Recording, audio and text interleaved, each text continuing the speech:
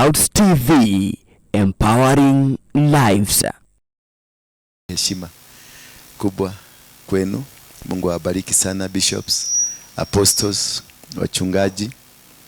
May God bless you. Even accepting me to come and speak before you, it is not a mean feat. It's God. It's God. I'm perplexed.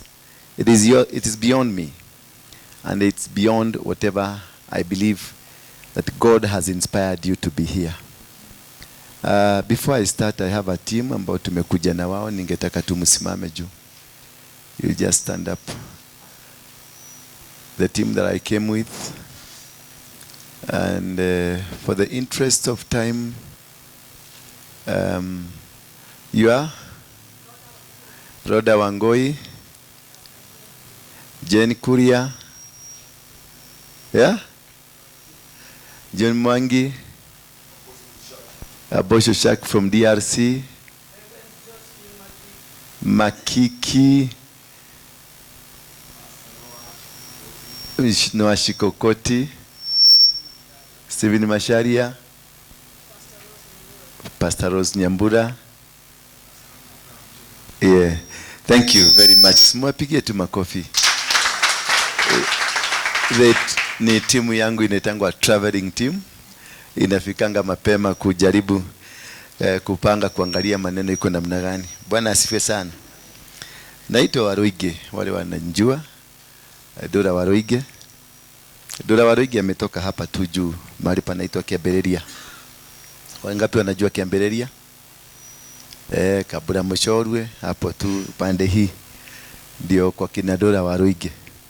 Ndura Waruinge alisomea shule inaitwa Molo Secondary, tulikuwa tunaita Tutwedi. Bwana Yesu asifiwe sana. Ndura Waruinge amekaa hapa Karoleni. Ile nyumba ya mwisho inaitwa kwa Peter Wena. I think you know, pale karibu na Zamzam. Hapo mbele kidogo, hapo ndio nilikuwa nikiishi. Nilikuwa nalipaga rent ya shilingi 60 per month. Miaka hiyo ya 60. Bwana Yesu asifiwe sana. I was to school here in Molo Secondary, but before I came to Molo Secondary nilikuwa Cardinal Tunga High School. Nikakuwa na tabia mbaya, nikafukuzwa. Before the term ended, nilikuwa nimefukuzwa. Mama yangu akakuja akapembelezana hapa, nikakubaliwa. Na nikakuwa huko. Na within another second term niliorganize strike hapo. Na tena nikafukuzwa, nikaenda Jega Karume wakanikataa after 1 week. Nikarudi tena hapo, nikakuta mamangu akarudi kwa Mr. Kemani. Mamangu akalia kabisa mpaka nikakubalika, lakini nilichapwa viboko. Bwana Yesu asifiwe sana. Siku hiyo kulikuwa na form 5 na kulikuwa na form 6, nikiwa form 1. Hizo wao ndio walikuwa mwisho. Na captain wa shule mzima alikuwa anaitwa Charles Owino, the police spokesman. Sasa na yeye ndiye alikuwa mkubwa ya scout. Akanitrain scout, na tukikutana na yeye ananiambiaga, wewe mimi ndio nilikufundisha mambo ya mungiki. Because from the scout ndio ilizaa sana ili ni bloden mpaka nikakuwa hiyo mtu mnasikianga mubaya. Bwana Yesu asifiwe sana. Haleluya. Najua mnataka kusikiliza kujua huyu ni ule tulionanga kwa TV, ule mtu mbaya ama ni mwingine. Ni yeye. Ni venye tu nimevalishwa kagosi kingine na Yesu Kristo. Bwana Yesu asifiwe sana. Mugike tulianzia hapa juu, hapa Kiambĩrĩria na hapo Kalirikania. Wakati hawa ndugu zetu walikuwa nataka kutuambia tutoke huko. Lakini baadaye Mungu alikuja akatujalia, we are all brothers and we are one. Challenges do come in our life. Na mambo inakuwa magumu because even you can be fighting. Kuna watu wamepelekana kotini, a mother and a son, or a father and a son. They are in court fighting. And you ask them, why are you fighting? They will not tell you why they are fighting. Yet they go home.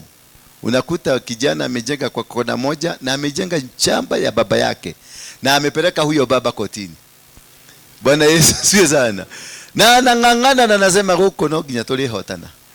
And that's the case. And these cases, they happen so as to make us what we are today.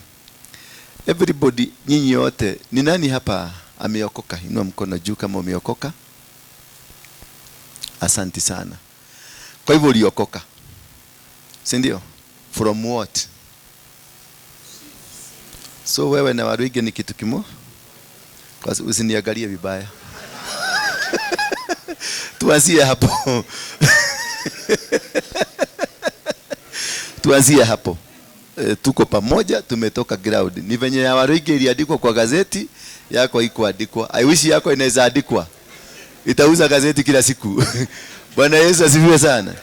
So nimefurahi sana kukuja tena hapa Molo. The time nilikuwa nazungumza na the bishop tukiwa pale chini, nikamwambia sometimes God is crazy. Ule tumudu tulikuwa tunasema God must be crazy. Habakuwa amekosea sana. Because God is sometimes crazy. Because where we are, just kitu kama ni 100 meters from here, 50 meters, hapo ndio nilikuwa na ofisi ya Mungiki. Ile inaitangwa the Grace of Naftali. Hapo ndio nilianzishia. Naye Mungu amenirudisha wapi? Mimi sikuwa najua kama kuna green rad, sikuwa najua hata kidogo. But I found myself just next where I started, so that to start a journey of demolishing what I started. Bwana Yesu asifiwe sana. Hallelujah. When I started all these things, I was only 17 years. Kwa hivyo, don't blame him too much. Because mtoto wa 17 years huwezi kusema alikuwa na akili mzuri. Lakini niliweza kufanya mavituko hapa mpaka kila mtu akajua kuna mtoto anaitwa Ndura. Bwana Yesu asifiwe sana. And God has made me. Nikimaliza shule hapa nilimaliza na matatizo mingi. Nikikuwa mpaka walimu wananiogopa kwa sababu hata shule nilikuwa na kikosi yangu. Nilikuwa na vijana ambao mwalimu akileta shida tunasaraudi huyo mwalimu na tunamwambia jaribu kumpiga. Bwana Yesu asifiwe sana. Na siku moja nikafukuzwa shule na mwalimu anaitwa Kainika. Kainika wakati alitufukuza, unajua tulikuwa day na kuna mwalimu wako day kwa boarding, so hata sisi ni day. Tukajua kwa Kainika ni wapi, tukaenda tukamwambia tunakuja kukaa kwako. Kainika akasema mimi sikuwa na ubaya, rudini shule. Bwana Yesu asifiwe sana. Sababu naongea maneno kama hiyo na prepare tu ndio tuepelekane pamoja.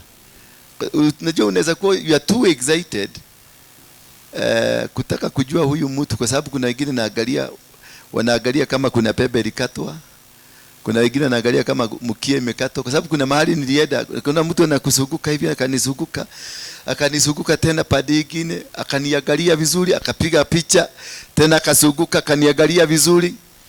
Nikarudi kule, ni kwa nini huyo mtu alikuwa anasuguka?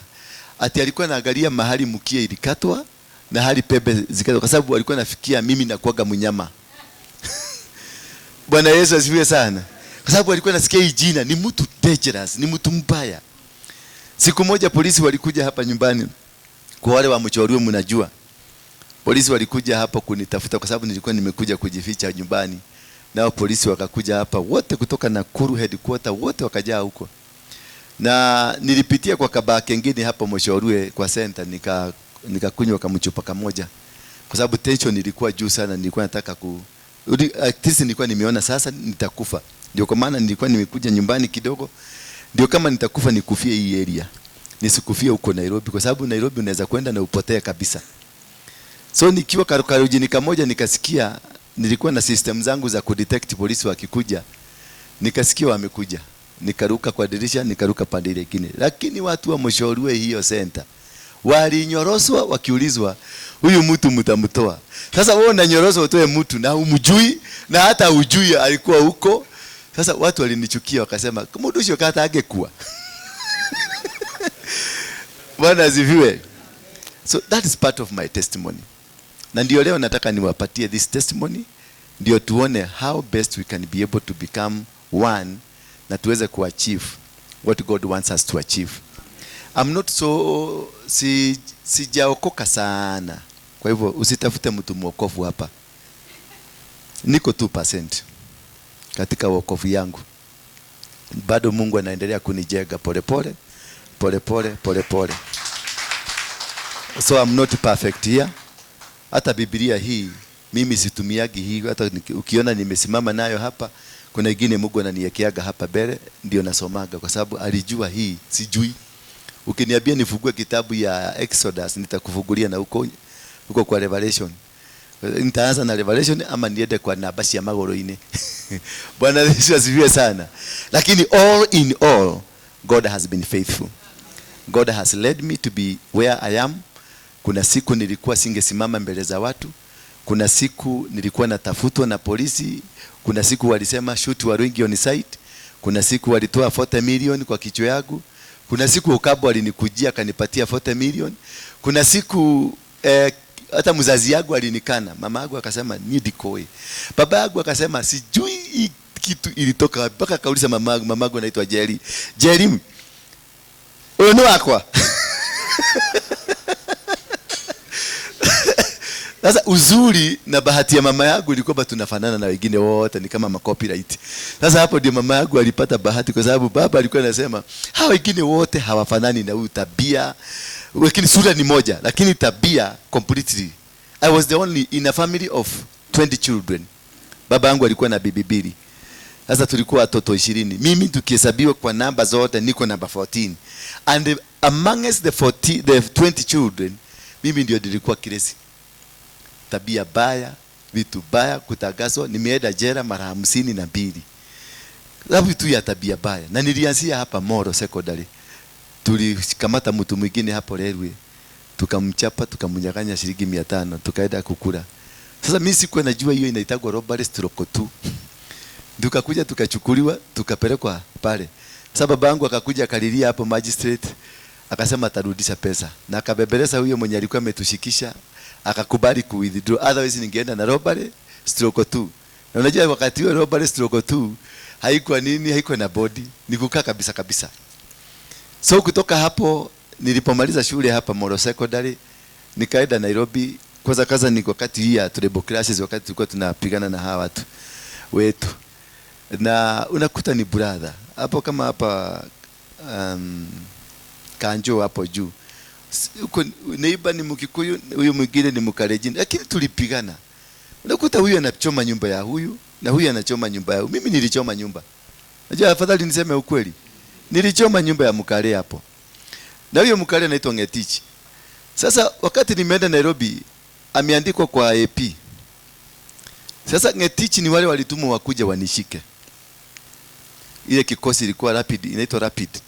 Ndio ilikuwa imetumwa wakuja wanishike. Alipofika, kumbe alikuwa amejua namba yangu.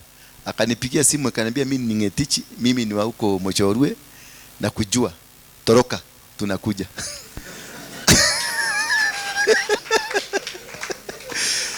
Sasa baadaye ndiye alikuja kuniambia kwetu ni wapi na wewe ndio ulichoma nyumba yetu.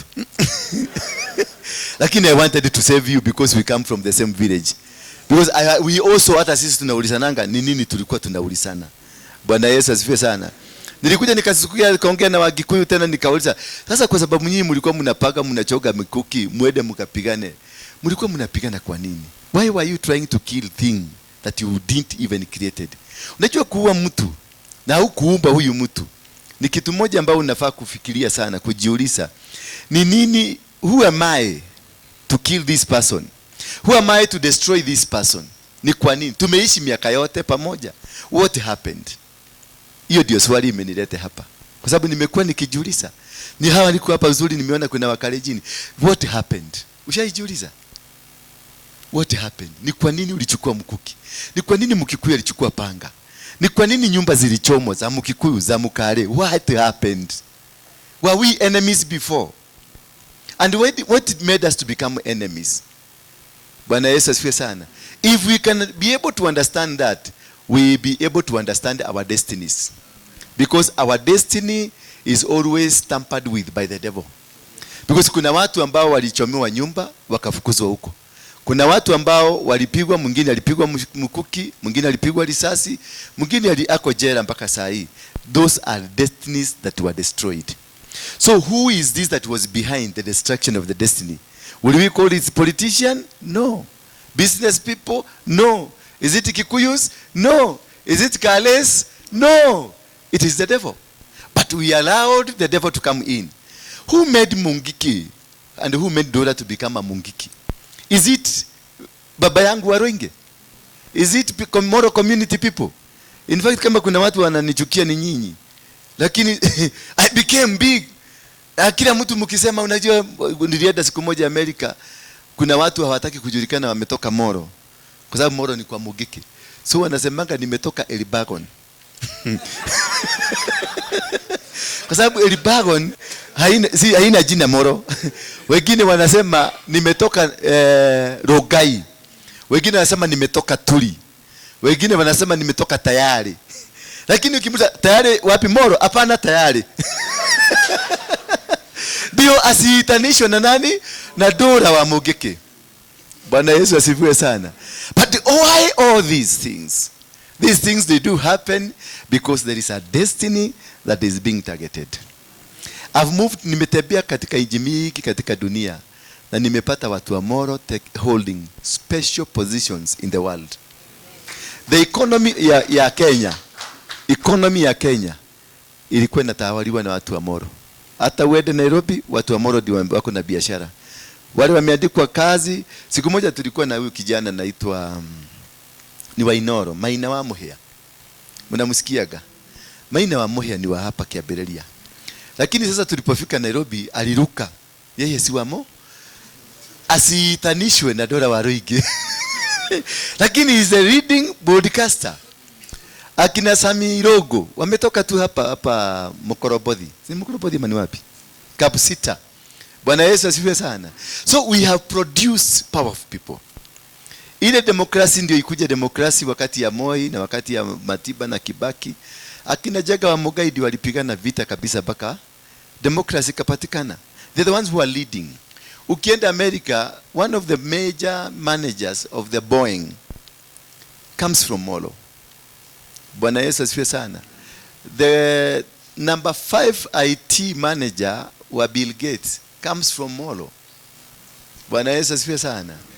The people who own land in US, Oregon, kuna jamaa anaitwa Kemani, kuna mwingine anaitwa Kiruguti, kitu kama hiyo. Wametoka wapi? Wametoka Molo. Kuna mwingine anaitwa Kiprono, pande ya Maryland, ako na 20 acres na ako na ng'ombe. Kweli Kalenjini ni Kalenjini hata ukipeleka wapi. Lazima ukienda Boston utakuta Wakisii, wengine wametoka Molo, wako na managu na wako na terere, wamepeka kwa shamba. Bwana Yesu asifiwe sana. Hiyo that amazes. That's an amazing. Ukiangalia the greatest people in land, they come from this region. So what happened with this region? What is the cause? Tukikuja nimeonyesha wadugu hapa nikaambia maji ile tunakunywa Nairobi, the most expensive water in Kenya inatoka Kirengeti hapa Tuli. Kirengeti, maji ya Kirengeti imetoka hapa Tuli. The most expensive water Kenya hii ile inauzwa expensive inatoka wapi? Do you enjoy it? Do you ever enjoy it? Hata wengine wamejua leo. Hiyo maji imetajirisha Coca-Cola. Hiyo ndio ile inafanya Coca-Cola sasa, kampuni ya Coca-Cola iende zaidi juu. Waliboost economy yao na hii maji kwa sababu walinunua hiyo kampuni. Bwana Yesu asifiwe. So the pareto ya Kenya ilitoka wapi? Molo. Ukitaka kujua viasi, uende tu simame Marigiti utabiwa, nitakwambia ni ya Molo na hii ni ya huko Nyandarua. Ya Molo inakuwa imepada na imepada juu ya gunia na ni mingi kuliko gunia. Bwana Yesu asifiwe. Hallelujah. Hata kuna Molo milk. Si ndio? Kuna Molo milk. Kuna kila kitu ambayo associated na Molo. Because Molo is a great place. Mungiki ilianzia wapi? Molo. Because ukiangalia wadugu kama hawa, they are all foreigners. This is a foreigner, si ndio? Yeah, this is a foreigner amekuja Molo na ametawala. Bwana Yesu asifiwe. So, you know, every person when they come here, they thrive. Kuna kitu ya kuendelea. But kuna wingu ya limitation. There is a cloud of limitation. Watu wa Molo mko na Mungu mwingi, lakini Mungu wenu haonekanagi because mnakaaga kama mko baridi. Ni kwa nini? Hata ukileta mtu wa Molo mpeleke Nairobi, Ni mimi tu ambaye ukipeleka mtu wa Molo Nairobi utakuta bado ako na kabaridi ka Molo. Kwa sababu kuna wiku ya limitation. Hata mimi wakati nilibomoa kabisa nikafanya siasa zangu, nilipanda kabisa, lakini nilijikuta tena chini. Kwa sababu kuna siku nilikuwa karibu nikuwe president, lakini nilijikuta wapi? Nilijikuta chini. Kwa hiyo kuna kitu ambayo inafanyika hapa that we need to change. Nikafanya historia yangu, mimi ni mtoto ya Maumau. Wacha hii Gachagua anasema ni mtoto ya Maumau. Mimi ndio original mtoto ya Maumau. Mama yangu alikuwa Maumau. My grandfather ambaye I'm named after, General Waruinge, ni grandfather yangu. Na ndiye alianzisha Maumau. Na ile kiapo ya kwanza ilikuliwa hapa Uleguroni. Na Uleguroni zilikuwa Molo. So we made this nation from here. The struggle for the liberation of this nation came from Molo. Bwana Yesu asifiwe.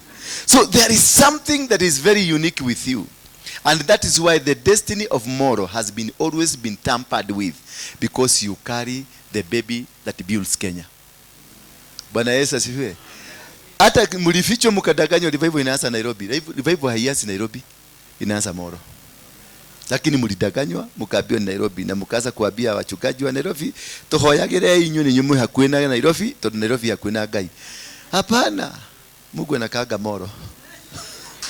Uko kwingine anaendaga kutembea. Alafu anakuja jioni hapa mnakaa na yeye. Lakini hamjai jua, mnapigana tu. Huyu unasema mimi ni mkale, tiana monadi usio. Naye wakale uyut, wewe akisi Kenyambi, Waluya nao wanasema kila kitu. Unakuta tunapigana. I used to admire these people. Huyo wa Israeli. Ni Israeli? Yeah? Israel Divine. Wakati kuna mzee alikuwa anaitwa Ezekiel, alikuanga hapa chini. Ikwete mlikuwa mnatembea kwa barabara na drum imekaa hivi. Yaani mpaka unafuata tu, tulikuwa tunawafuata. Tunazunguka Molo mzima tukiwafuata tu nyuma. Unaenda tu kando yake. Alafu mwingine yako na bendera akikiria barabara huko mbele. Yaani it's a lovely place to be, and I'm so happy to be associated with Molo. I don't regret, because it has made me. Number two, I'm so happy to be with you, because the kind of acceptance ambayo mko nayo kwangu, it is high. May God bless you. May God lift you up. Despite all these challenges that we have, Mungu ameniambia kitu kimoja nikuja nikwambie. God has not abandoned you. Ni nyinyi mlimuabandon. Bwana Yesu asifiwe.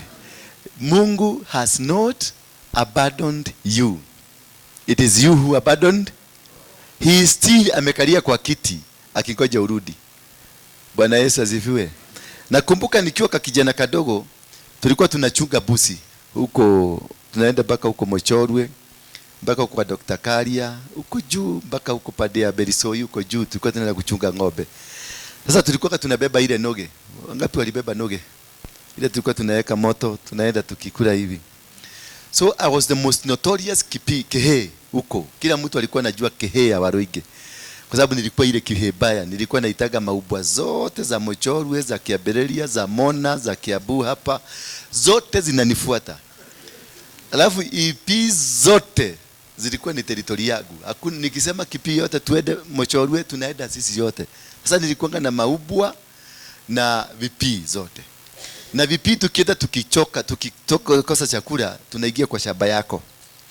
Wakati tunajua viazi tunajega hivi, mchaga inapada hivi. Sasa nilikuwa nawafundisha, igiza kidole chini ya mchaga, toa viazi, muachie matawi ibakie. Sasa vipi zote, kwa sababu ya hiyo teknolojia ya kuiba viazi, walinipenda sana. So kila mtoto nikisema tutoke tunaenda. Alafu ikifika Disemba tulikuwa tunaiba ile ibo. Emotiume mwane mwagoyo. Unakumbuka nani wangapi waliiba hiyo? Hiyo najua mliiba hiyo emotiume. Sasa tunaenda tunasema kwa boma yako hapo nje, tunapiga drum vizuri mpaka ulete chapati 5. Na usipoleta chapati 5, vipi zinaingia huko kwa nyumba zinabeba sufuria mzima. So that is how I was known.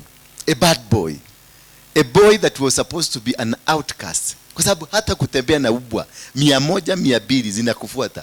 It was not something ordinary. I remember one day, na hiyo dilishakasa watu wa kwetu sana, na wakasema mimi ni kitu, wakaanza kusema mimi ni bana, walikuwa wanasema mimi ni ghost. Kwa sababu I was young, I could not be associated with witchcraft, lakini walisema mimi ni ka ghost. Kwa sababu mvua ikinyesha kubwa, mimi nilikuwa nalala chini, alafu maubwa zote zinakuja zinashikanisha mwili yao pamoja, zinanifunika nisinyeshewe. So I was an attachment with these dogs, a very close attachment. Na hata nilikuwa nakamua ng'ombe ya mtu kuko kwa kichaka, nakamua naweka kwa motoko, napatia ubwa zikunywe. Sasa zilikuwa zinanipenda, zinajua huyu mtu ni mtu wetu. Ng'ombe ikifika nyumbani haina maziwa, na hivi vipi zote ndio nimeambiwa mkamue. I was very young, but I commanded even great watoto wakubwa kuniliko. So how do you call that person?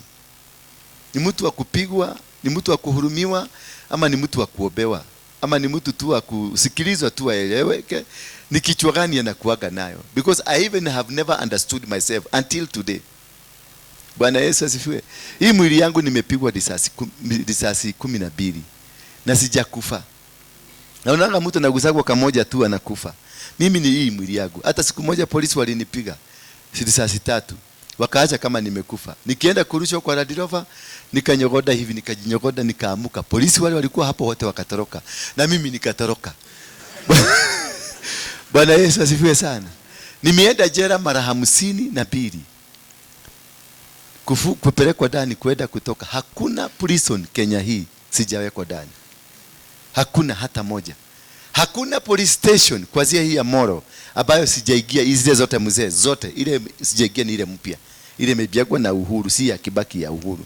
Lakini kama ni ya hizo za Kibaki kurudi nyuma, hakuna. Kenya mzima, Lodwar, Kitale, wapi, nilikuwa nasugushwa kila polisi. Nikishikiwa Nakuru, nitalala Molo mpaka saa 8, nipelekwe Elbagan saa 9, nitoe Elbagan nirudishe Rodiani saa 10.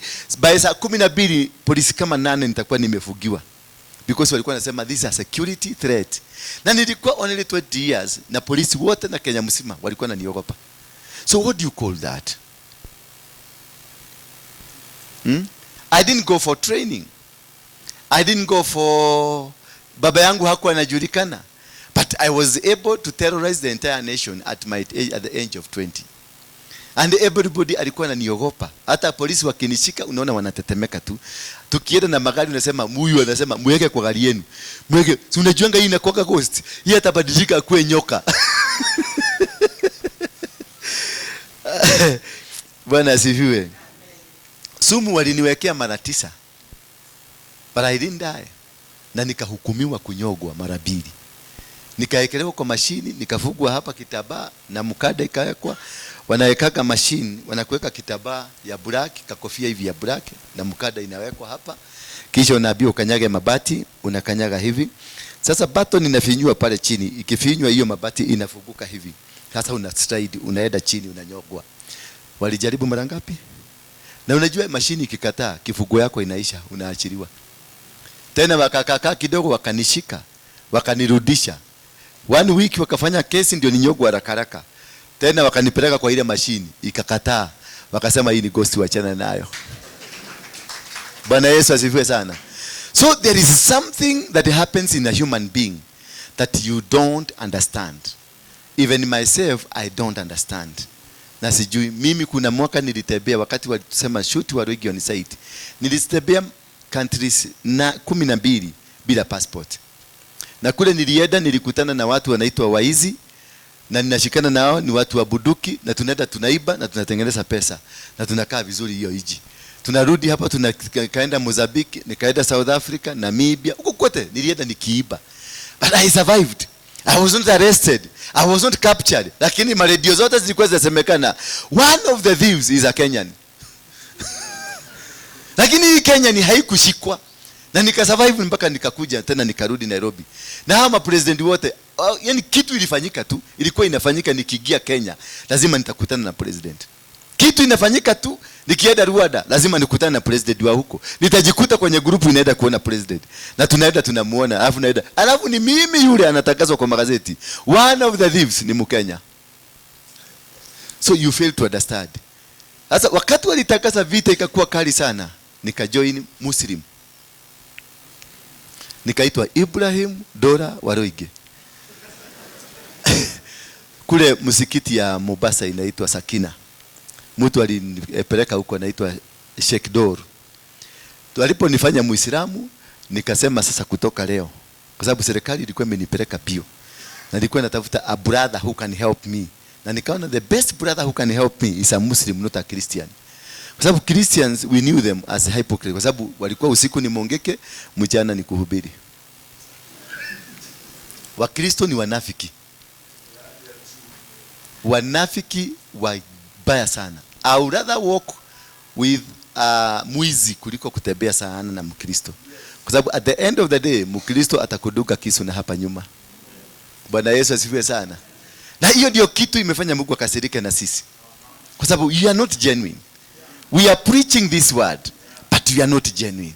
I remember when I got saved, before I tell you about the Muslim, when I got saved huko kwa James Maina Nganga, niliokoka na tukaiba wimbo moja ambayo ilikuwa mzuri na inanipendeza mpaka saa hii. Niko chini ya mwamba, mwamba juu yangu, Yesu nifi. Niko chini ya mwamba, mwambie. Niko chini ya mwamba, Yesu nifiche. Niko chini ya mwamba. So niko chini ya mwamba. What does that mean? That hakuna adui anaweza kukuona. Hata unamwambia ambia adui zangu niko chini ya mwamba. So wakati niliokoka nilienda chini ya nani? Siniingia chini ya mwamba. But there is this one thing Christians were waiting. Because walisema kwa mugeke gutiuma, kwa mugeke hakutokagwi. Na ukitaka kujua mtu ametoka lazima uliwe. So wakasema tugoje wiki moja ama mbili, asipouliwe ujue hajatoka. Wakaogoja wiki moja, sikukufa. Wiki ya pili sikukufa. Wiki ya tatu sikukufa. Wakasema huyu mtu hajaokoka. Kwa hivyo kama mgenisika ndio mgejua nimeokoka, nani angekuwa nahubiria? Sasa hiyo ndio unafiki ya Mkristo. Tuliiba tuko chini ya mwamba, lakini walikuwa wanangojea kifo yangu. Na walikuwa wameanza kuchaga pesa ya mazishi ndio wahakikishe huyu jamaa alikuwa ameokoka. So why was nilikuwa naokoka nifanye nini? Jiulize swali. Wewe ulikuwa naogoja nikufe. Sasa niliokoka ndio nifanye nini kama si kuhubiri? But why were you waiting for me to die? Why didn't you want to pray for me? Nikuwe nguvu ndio nikuje niseme ni siri gani ilikuwa ndani ya mogeke. Bwana Yesu asifiwe sana. But the testimony you are waiting ni nini? Ni kifo yangu. Hiyo ndio Mkristo. Sasa mwambie mwenzako huyo ndio Mkristo. Na wakati utajua Mkristo wewe ni fake, wakati utajua Mkristo wewe ni fake, you will go to heaven. As of now ndio nasema na mimi niko na passage gapi? 2%. Nataka kuinuliwa, kujegwa mpaka nifike huko juu. Because sitaki kucheka na nyinyi, because I know you.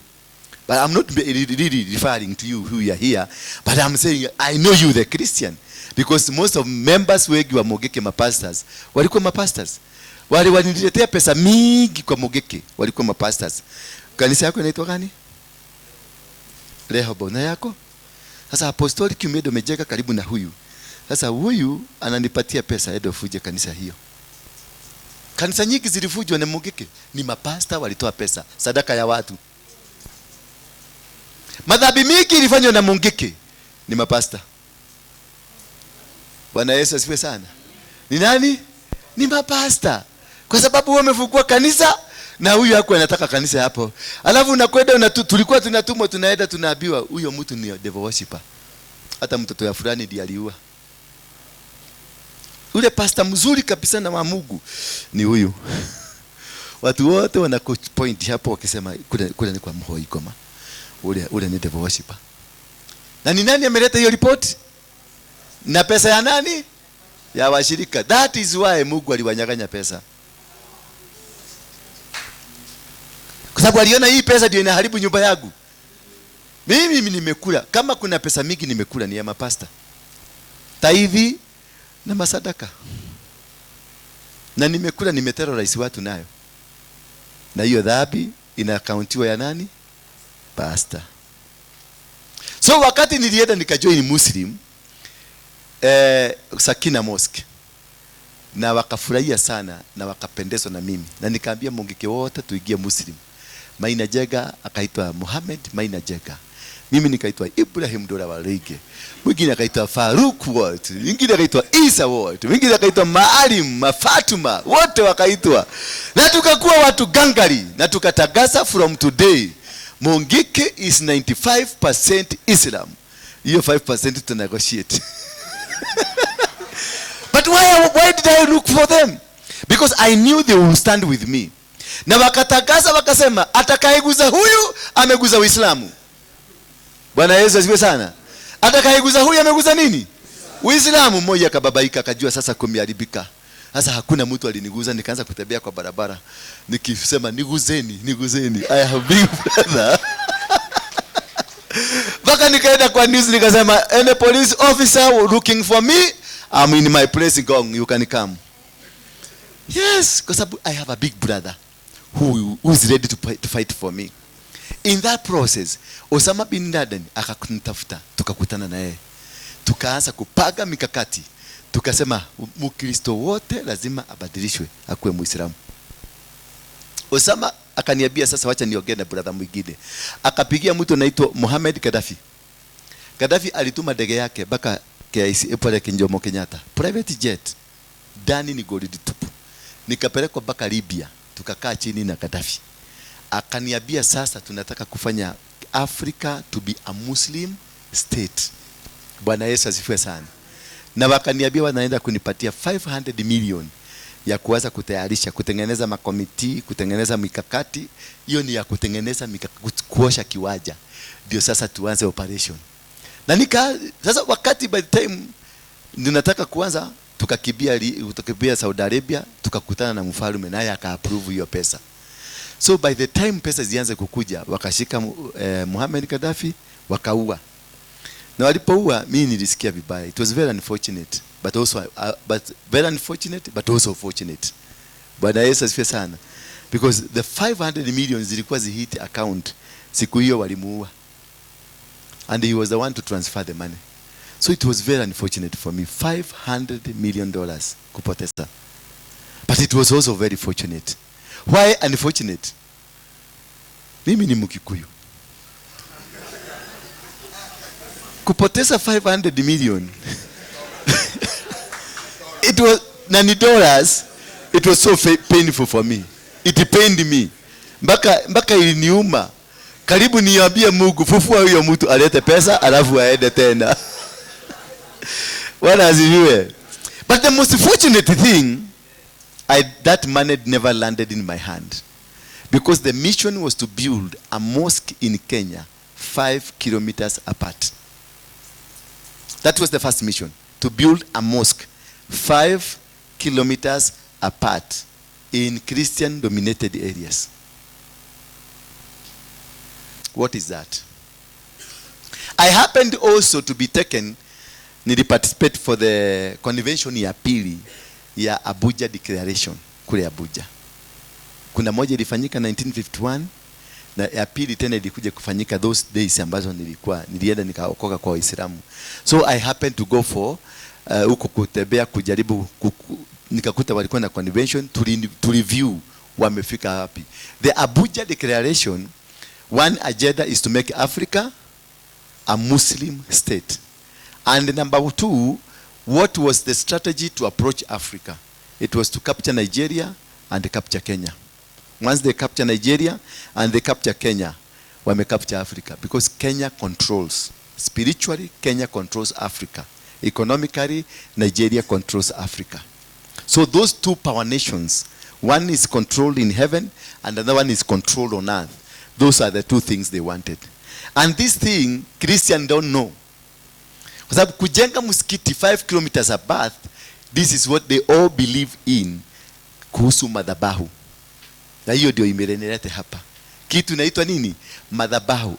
Altars. Wakristo mnasema mlikufiwa na Yesu. Yes, msikatai aliwakufia. Lakini anasema sikuja kubadilisha mafundisho ya Musa, nilikuja kuweka nguvu. Madhabahu ndio imetumaliza. Na madhabahu ndio imefanya wametutawala. Wao wanajua kujenga madhabahu. Na wanajenga madhabahu 5 kilometers apart. with a reason of capturing. Madhabahu inatumika to capture a territory. Lakini nyinyi mnajua madhabahu ni ya kumaliza sister huyu, ni ya kumaliza brother huyu. Hiyo ndio mnatumiaga sasa. Mkristo ni kwenda, baba ninavuja, ninaharibu, hiyo gari imfunguke, isambaratike, hiyo kanisa ninaifunga, hiyo biashara ninaifunga. Na mnatoa sadaka. Mnajua ni pastor gani yako juu sasa? Mafuta yake juu ni Kemani William. Ukiisha kuroga unatuma kwa Kemani William. Na unajua sadaka ya madhabahu ni sadaka, hata ukitoa kwa shetani, hata utoe kwa Mungu, sadaka ya madhabahu ni sadaka, itafanya kazi. Madhabahu is the highest bidder. Sacrifice is the highest bidder. It is not how you are saved. Sacrifice is a principle of the kingdom of heaven. It's not Christianity. Kwa sababu hata wale watu wanatoaga sacrifices nyingi si wa Kristo, ni hawa watu wa shetani. Mtu kutoa mtoto ama mama yake ama baba yake, wewe ushai atadhubutu kutoa? Ukiitishwa mnatoaga kapepte ya inakuuma. Bwana Yesu asifiwe sana. Ule anatoa mama na anatoa mtoto. Those are the highest bidders. That's why they are dominating us in economy. The same as Muslim. They build the best nice mosque. Si kama nyinyi unaroga huyu na ile kitu nakuja kujenga ni kanyumba kama bati kamekaa hivi. Bwana Yesu asifiwe sana. Unapigilia na ile miti ile haijakauka, ikikauka ikianza kuenda hivi, wenye inaenda hivi na hiyo kanisa inaenda hivi. Inaenda hivyo. Mpaka unaambia kwa washirika wabebe mwavuli sade, kwa sababu mvua ikinyesha itanyesha ndani ya nyumba. Alafu unasema unaenda biguni. Hapo nje unapaki gari ya 1.5 million. Ile nyumba unahubiria Mungu yako hata shilingi 1200 haijafika. Sasa hiyo umekoboa nyumba ya 35,000, Mungu wako unamuacha kwa mabati, wewe unaenda kulala kwa nyumba kasuri kwa sababu wewe ni a man of God. Ndio naona mnateseka. Muislamu anayeamini na anadhamini madhabahu. Walipofanya hiyo mambo ya inaitwa Abuja Declaration, they initiated a program inaitwa Muslim Brotherhood. Na Muslim Brotherhood, what the few things they created, walisema they cannot be able to rule Kenya for that time. They have to wait. But for them, they laid a strategy. Wakasema, we are going to raise funds through Muslim Brotherhood. Number 2, make our sons to reproduce. So every Muslim umeruhusiwa kuwa wanawake 8, 4 kulingana na uwezo, na watakufinance na uzae watoto 8 ama 9 kwenda juu, and they will finance you to increase their population. Has it worked? It has worked. Number 2, wakajua strategy number 2 is to create an economical empowerment. So they raised their brothers, wakatumwa America, wengine wakaenda Canada, wengine wakaacha kupigana in their country, wakaenda kucapture other countries. Muslim ya watu, they are all over now in the world. Their money wanatuma, wakitengeneza pesa huko, wanatuma wakilete hapa. Bwana Yesu asifiwe sana. Hiyo pesa ndio inakuja, wanakuja wanaona nyumba, wanauliza hii nyumba ni pesa gapi? Unasema ni shilingi milioni 4. Wanakuambia tukikupatia milioni 10, unaonaje hapo? Unasema mimi siuzi. Nilisema siuzi nyumba. Na tukikupatia milioni 20, unaonaje? Nilikwambia siuzi nyumba, hata toka kwangu. Na tukikupatia 50, na wewe ni Mkikuyu unaanza sasa unajua sikuwa na mpango ya kuuza, lakini naona itabidi. Because they don't value money, they value a territory. And there is this territorial altars that controls. They have come to your territories, they have captured. That was the second mission, to capture the territory by altars. Wakijenga msikiti, the next move ni ku capture the territory. Ndio na kutanga wakitembea miguu huko, wakitembea miguu bila viatu, wako na hiyo rodhario, they are capturing the territory. Lakini wewe usiku unangangana ukiombea huyu mzee akufe. Wao wako na plan, one agenda to take over Molo. Wako na one agenda to take over Nakuru, and they have taken it. Hiyo ndio ilikuwa plan number 2, economic empowerment. They are economically well. Plan number 3. Plan number 3 ni kumaliza makanisa by taking over power of the nation. Bwana Yesu asifiwe sana. Right now we have a minister of defense who is a brotherhood. We have intelligent person who is a brotherhood. We have investigation person who is a brotherhood. We have the military person, brotherhood. Every special organs of the country are being run by the brotherhoods. They are one. They are united. And I love their strategy. What is your strategy, Wakristo? Biguni hata mjafika na hata hamjui kama mtafika na mmepigana. Wale wameplani, wamekamata inchi. Wamekamata the next deputy president atakuwa Duale na muniuse. The next deputy atakuwa Duale. Na wako na pesa, na wako na kila kitu. Alafu wamejijega, tunasema nini? Wamejijega vizuri, wamekuwa compromise candidate. Mnasema tuache na Mkikuyu, tuache na Mjaruo, tuache na Mkalenjin. These are controversial people. Wacha tuweke Muislamu, tuweke fulani. Huyu anaweza kutuleta pamoja. It is strategic. What is your strategy as Christian? Apart from the strategy of fighting one another, what is your strategy? Do you have a strategy? Do you have? Hapa Molo, fellowship ya mapasta, what have you achieved?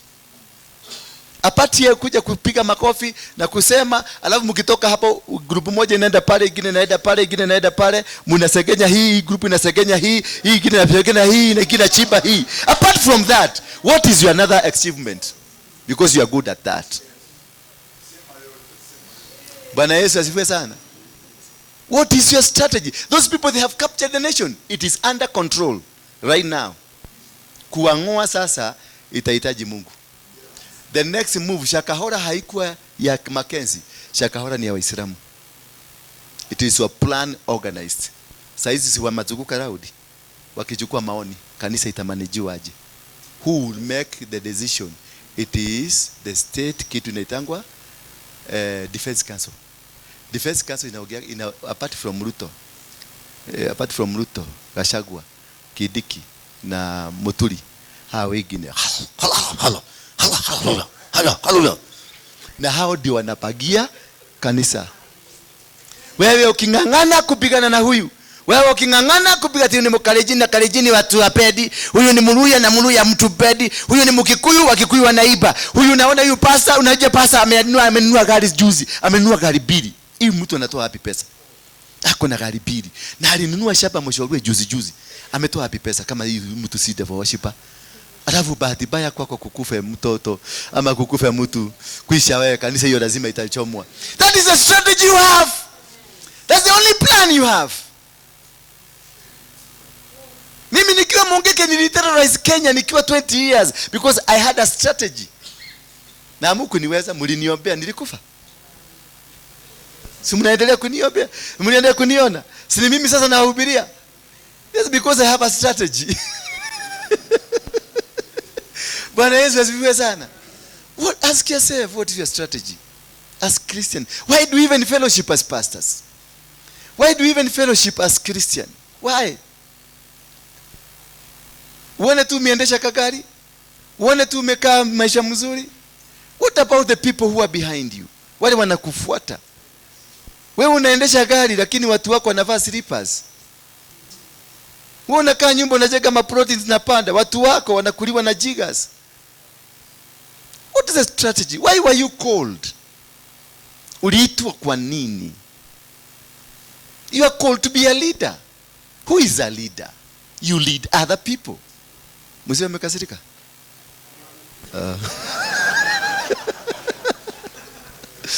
Sawa.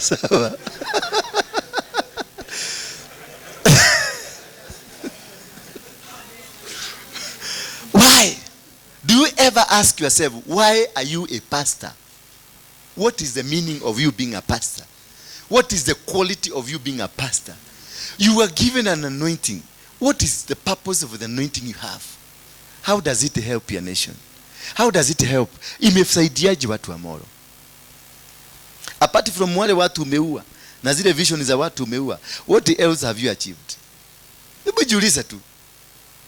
Jiulize tu. Apart wale watu nimepiga visu vya mgogo. Yule chairman alikuwa chairman wa fellowship yetu, ule tulitoa tukagang pamoja, tukatoa. Yule secretary tulitoa na tukampiga na tukamwaccuse na tukampangia ya kwamba alilala na mtoto, alilala na bibia wenyewe na hakuwa. What else have you achieved when others are taking over nations? I love the Muslim strategy. I love it. I love it. They have achieved. They are getting into power. Nyinyi mnasukumaga walevi mpaka wanakalia kiti na mnasema nyinyi ndio wengi. Unachukua mtu unajua ni mlevi wa bagi na kila kitu, lakini mnasema we are going to vote huyo ndio modo. Na mnaiba akikuwa unasema motogoli magana igoro kwa gai. Na ni kwa nini? Kwa sababu alishuka na helikopta. Mnasema yeye alitoka juu kwa Mungu. These people, they have propelled their own through their altar. Kupitia kwa madhabahu yao, wamepropel their leaders to leadership. How many of you, what leader mmepropel to leadership? Sasa hii nikiwa pastor ama huyu bishop mmoja aseme atasimama kesho kiti ya Molo hapa, mtamwacha? The next thing oga corona kio na mimi na batu msijaribu, kwa sababu the next thing utajipata na stroke.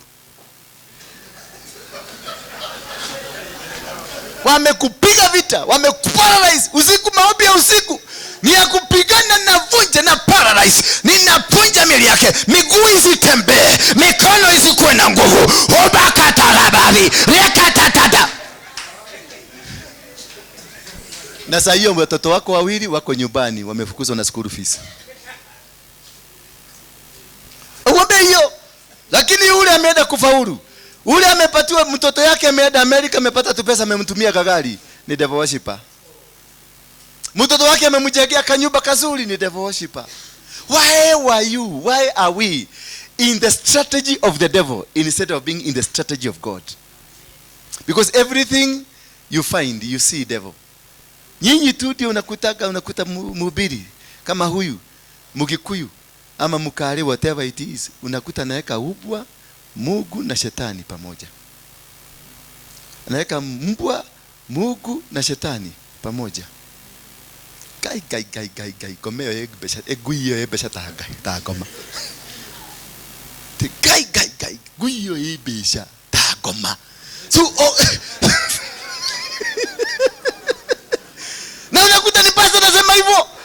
Ni pastor anasema namna gani? Ni mwokovu, ni mkristiano anasema atiyo anaita Mungu. Hiyo ubwa iko na pesa kama shetani.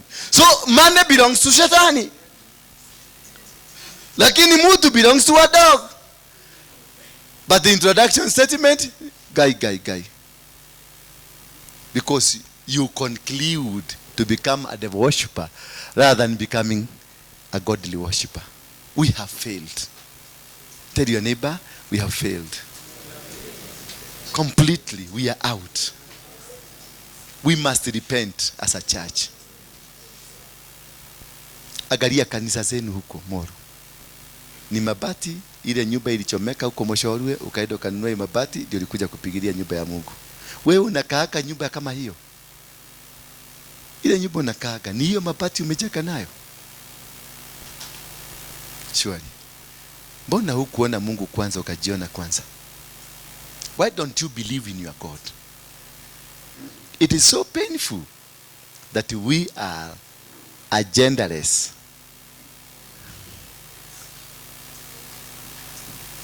Unasema unaenda biguni, biguni gani? Wewe mwenyewe kama Yesu anasema alipatiana talanta ngapi? 5.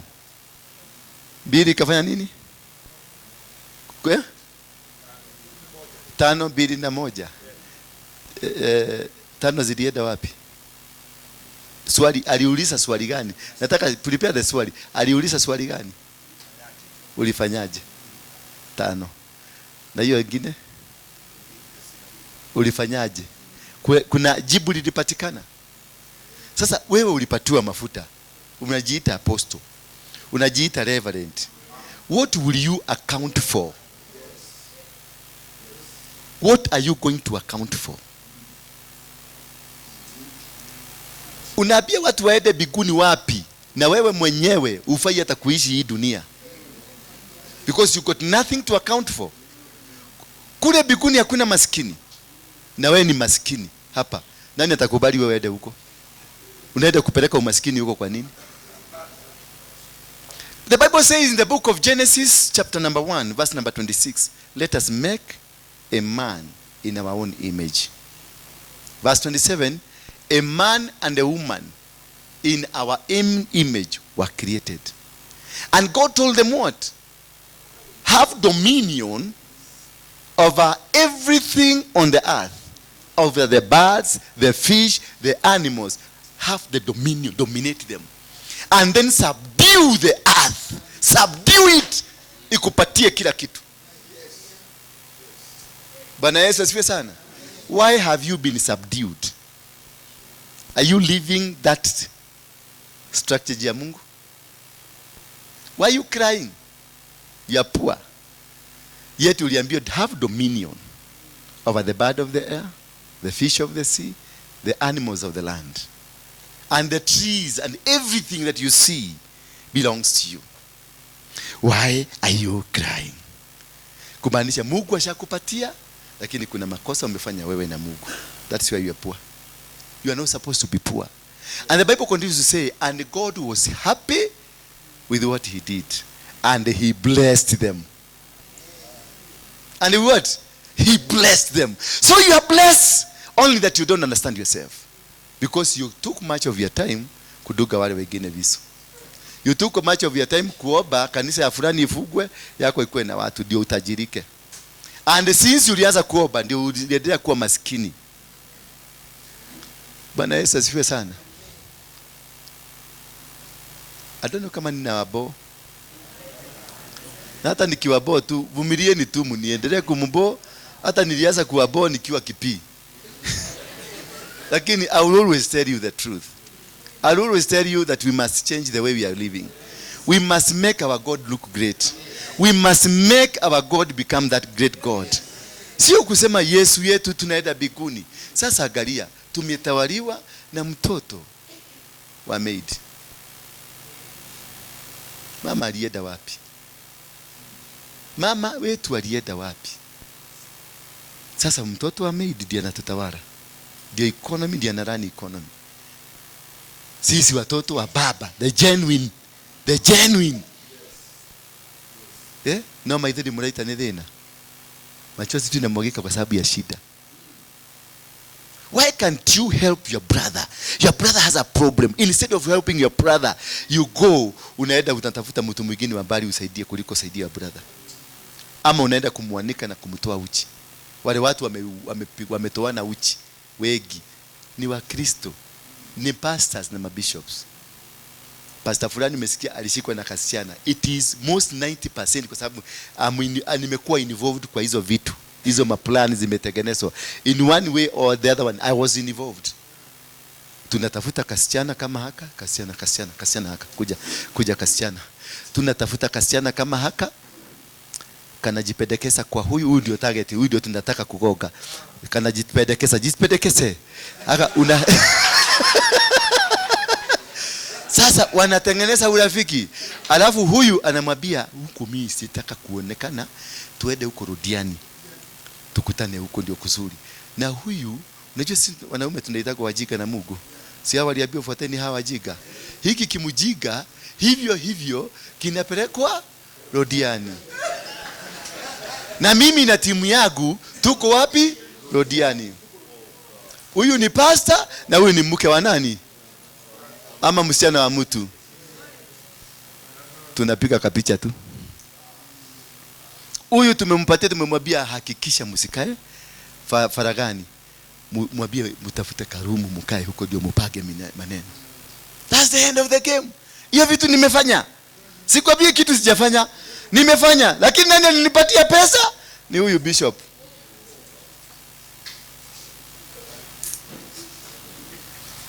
Bwana Yesu asifiwe sana. So 90% of the scandals umesikia za mapasta, they are not genuine.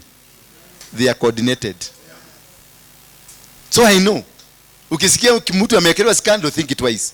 Wacha kusema hata tulisema. Baba, asante kwa kumexpose. Asante sana. You have done. Umemexpose. Oh, watu ambao wanafanya usherati lazima watakuwa exposed. Wewe next it's you. Ni wewe next. Wewe ndio nakarangwa next. Na hiyo sauti yako kubwa utanyenyekea. Bwana Yesu asifiwe sana. Hallelujah. So I am thinking, na wakati I was praying, nimekuwa nikifanya crusade za kuvunja madhabahu. Nikaenda Thika, nikaenda Muranga, nikaenda Kerugoya with specific instructions from heaven. Sasa Mungu akaniambia, rudi Molo. Then I was praying, Mungu akasema, why am I going to Molo? Akaniambia huko ndio kulimwagika damu in the name of this country. Wakalejini na Wakikuyu, Waluya, Wakisii wote walipigana. Sio ulisaidia vita ikapiganwa. Huko kwa community yetu mkasema Kikuyu lazima tupige. Wewe Kikuyu si ulisaidia kupigana na hawa watu? Mkanyeroza hawa watu. Mkapikia vijana hapa wakakula. Na hawa wakapikia vijana wao huko wakakula. Ni wangapi tuno tu genuine tu? Hakuna kuonewa, tunaonewa. Watu walikuwa na kanisa, watu walikuja kujificha kwenu kanisani. Inua mkono. Wakati wa tribal clashes. Watu walikuja mkasema, hata kanisa mkachaka mkasema tusaidie watu wetu. Wakikuyu inua mkono juu. Wakikuyu wote najua mlifanya hivyo. Wakikuyu. Wakalejini mlifanya hivyo katika makanisa zenu. That's true. I know. Tulifanya hivyo sisi zote. Tulipikiwa kwa nini? Tulipikiwa ndani ya kanisa. Pesa za kanisa zilichagwa na hawa watu. Hawa watu walichaga pesa na hawa walichaga pesa. Bwana Yesu asifiwe sana. Si mlichaga? Sasa mnatafutanga wauaji wapi if they are not in the church? Hiyo damu ilimwagika kwa sababu hiyo shilingi 5 yako ulitoa. Na hiyo ugali ilipika ndio mwanaume akwe na nguvu ya kwenda kukatakata mtu na aende kurusha mishale. Ilifikia Mungu ama haijafikia Mungu? Hiyo damu imemwagika hapa Molo na inalia. Ama ili? Damu hata kama ni ya mwizi, hata kama ni ya Mkalejini ama ya Mkikuyu inalia. Nani alisababisha hiyo damu kumwagika? Nani? Nani nyinyi? Jipatieni jina. Nani? Acha na Wakikuyu. Nani? Acha na Wakristo. Nani? Wachungaji. Wakati kulichacha tulikimbilia kwa wachungaji. Ama wale walichomea huko Eldoret walichomea wapi? Si kwa kanisa. Makanisa ya hapa tulidonatiwa watu wakuja wawekwa huko ndani. Na kwa sababu pasta wetu anataka kutuonyesha yani mjasiri na ako na nguvu akakusanya wasee akasema tutige hitikeri. Na tukachaga pesa. Na tukapia vijana Waruinge leta vijana. Waruinge akakuja na vijana. Nao wapande huu na wale upigile akasema panda hige huyo lazima irudi central. Na tukang'oana, tukapigana, nyumba zikachoma, mang'ombe zikakatakatwa, watu wakakufa. Damu ikamwagika. The blood is crying kule nyumbani kwa biku. That blood. Hiyo ya Mkale inalia. Hiyo ya Mkikuyu inalia. Hiyo ya Mkisii inalia. Hiyo ya Muluya inaliwa. And Cain lost the glory of God because of the blood of his brother. So where the blood is crying, there is limitation of life. There is no success. Until you consult, until you sort this blood, you will never succeed. Bwana Yesu asifiwe sana. Aliyemwaga damu na amelaaniwa. Si ndio? Aliyemwaga damu amefanya nini? Amelaaniwa. Kwa hivyo wewe hiyo pesa yako shilingi 10 ulichaga, ilimwaga damu ama ikumwaga? Wewe hiyo ukalejini yako na mplani zenu, mlimwaga damu ama mkumwaga? Umelaaniwa ama hujalaaniwa? Umelaaniwa hujalaaniwa? So what kind of people do we have here? It is a cursed generation pretending to be going home. This is just a group of pretenders ambao wanaenda biguni, lakini hapa kwa kichwa yao wanaonaga Ndura Waruinge ndio mbaya sana, lakini historia yenu haijaandikwa. Kama ingeandikwa leo iweko kwa gazeti, mngekuwa breaking news. Nivele yangu yalitoka na mimi nilipenda yangu itoke kwa sababu sasa inawasaidia. So until Wakalenjin muite wazee wenu, Wakikuyu muite wazee wenu, Wabaluya mkuje mkae chini, muinue dhabihu, hiyo damu muinyamazishe, ndio mbingu yenu itafunguka. Ndio mbingu nini? Na ndio Molo itabadilika. Angalia Molo inajulikana dunia mzima, lakini it is the oldest town. Pada juu ya hewa uangalie chini, it is the oldest town kwa mabati na kila kitu. Mapasta wa Molo ndio wamehunyuka zaidi, yet they have the glory. Unaona pastor huyu ako na glory ya Mungu, lakini hapa hakuna kitu. Atakuhubiria mpaka Mungu unaona ameshuka. Mkimalizana na kupeleka pale, unajua mtu wa Mungu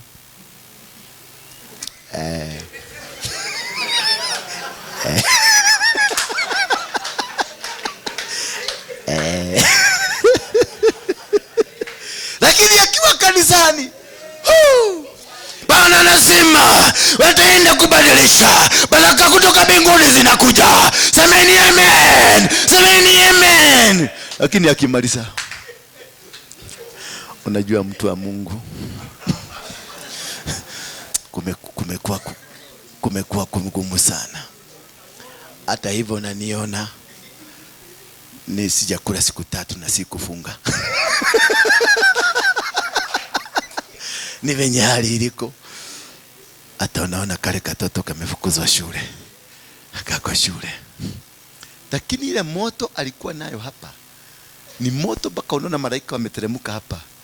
But the success of your life depends on the altars operating in your lives.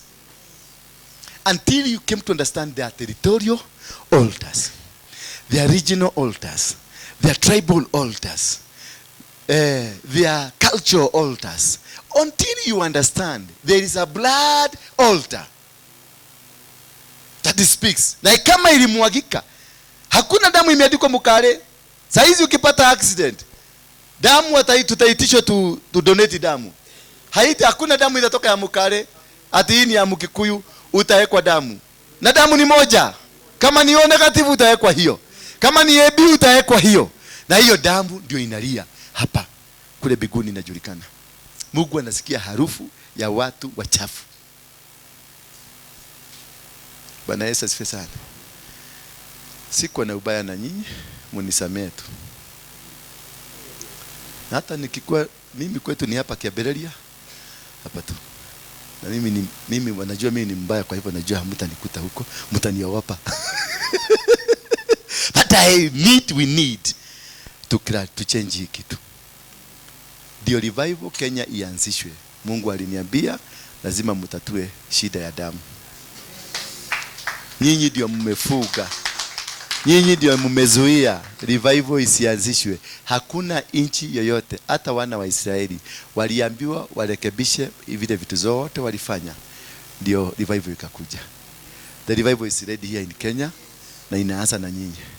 Mtakapoinua madhabahu, mukanso damu hiyo mlimwaga Kurusoi, mlimwaga Kiregeti, mlimwaga Moshorwe, mlimwaga Rodiani, mlimwaga Eldoret, hiyo damu lazima muzunguke muicancel na muinue madhabahu na muinue mtoe sacrifice. God will hear you in heaven. Bwana Yesu asifiwe sana. God will hear you. Mimi yangu nilienda Thika, kule tulikuwa na hiyo maneno. Nikaenda ile nilifanya nikiwa Mongeke, nikainua madhabahu. Nimeenda Kirinyaga juzi, nikafanya hivyo. It was because of what I did. Na hapa pia I did. Si eti sikuitwa. Nilikuwa kwa listi ya Hege, nilikuwa namba 18. Ni venye sikufikiwa, wakasema waende na hawa, alafu sikuwa na kitu. Wale watu wa ICC wanatafutanga mtu wako na kitu. Sikizi ni kangaroo court. ICC ni kangaroo court kama tu hizi yenu.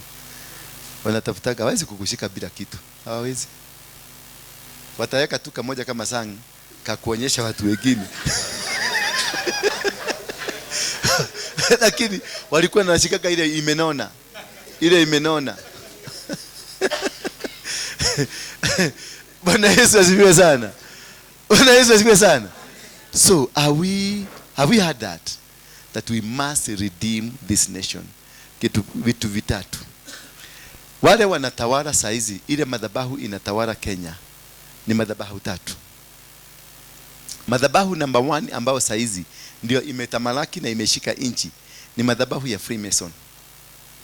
Mnajua Freemason ni nini? Ni devil worshipper. I'm the only one person in this world ambaye amewahi kuattempt kuiba kwa shetani. Na niliiba lakini sikubeba hiyo mizigo kwa sababu nilitokelezewa na maskeleton. Ikanipeleka bio. Bwana Yesu asifiwe. Hapa Molo constituency, the largest, taki kusema ni wapi, the larger Molo constituency is one of the bases of the larger Molo constituency. Ile original is one of the bases of the Freemasons. Bwana Yesu asifiwe. That is why walijenga the altar of the blood of human being in Molo constituency. Because this is where they take their blood from for the sacrifices. Number 2 dangerous thing that is consuming you and will destroy you. After wakizunguka round waseme sasa hii ndio maneno tumeona kanisa inafaa kuwa. The people who will make a decision on your behalf ni Freemasons na Muslim.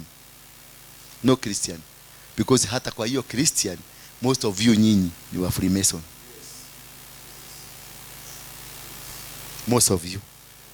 Niko na hiyo kitabu, niliiba hiyo kitabu yenu register, niko nayo, niliiba. That is the only thing niliweza kuiba huko. Niko na register, ninajua who is who. But that notwithstanding, that most of you hata hapa mko na watatu ama waine wa Freemason. Kitu kingine ambayo itakula nyinyi ni kitu inaitwa LGBTQ. LGBTQ ni wanaume kusaduru na wanawake kusadurana. Hiyo ni agenda ya shetani, inaitangwa Luciferic agenda himself. Bwana Yesu asifiwe sana. And the main reason for that, it is to make sure na imekuwa propagated by a brotherhood. Sasa mtoto yako akiaja kusaduru na mtoto wa mwingine na huko nyuma kuna mishipa inakatikaga ya uzazi, huyo mtoto hatazaa. Amesimamishiwa hapo. Wale wanazaana wajazani wanaendelea kuzaana. Bwana Yesu asifiwe sana. Wametengeneza pombe na wamefinance watu watengeneze pombe. Pombe inaitwa tuita kemani. Hiyo pombe ni industrial chemical inside. Ndio ukikutana na mtu yote mwenye amekunywa pombe hiyo, unasikianga ananuka kama ako na dawa ya mochari. Kwa sababu hii chemical ni ile ya kuosha chuma, kutoa rust. Sasa akikunywa inaendaga ikitoa nini? Rust. Na hizo manyama zote zinaenda kwa tumbo, zinaoza. Ndio unasikianga anatoaga harufu ya maiti. It is intentional. Pombe, it is intentional. LGBTQ, it is intentional. Na hiyo ingine ya tatu ni kunyaganywa mashamba na pesa. Robbery without violence. Unakuja unamulikishiwa kashamba kako, unapatiwa milioni 10 na unashangaa. Hii na hapa plot ni za milioni 1, imekuwaje ni milioni 10? Ni kuchukua territory. The first thing, the blessing that was given to Abraham, it is territory. Aliambiwa tazama uone mpaka macho yako mahali itafika. That is what you have. Akamwambia Joshua, mahali miguu yako itakanyaga, hapo ni yako. Very soon you're going to become rudderless. Very soon you're going to become what? Rudderless. Nairobi has been taken. Nairobi is taken. Murang'a saa hizi maduka mingi ni yao. Nyeri saa hizi maduka mingi ni ya nani? Ni yao. Hata Taveta, hata hapa Molo tuko na wao. Yes, they are taking over. Nakuru is gone. Bwana Yesu asifiwe sana. So this is what I came to tell you. I love their strategy. Sema, I love their strategy. Because it is working. I hate myself. Sema, I hate myself. Because I don't have a strategy. Hiyo hapa mmeanza kulegea. Mimi msinikemea, hata mkinikemea mtaweza. But that is a fact. That is a fact. Kwa Kikuyu kuna ibe, acha niibe tu ya ibe ya Kikuyu moja. Gogona. Kikuyu. Gogona getumaga adumaimio koboine. Kaira kai mamungetheire. Ukomboine wa mehia na giakagwo bururi uri kirikaniro. Jigwae mato.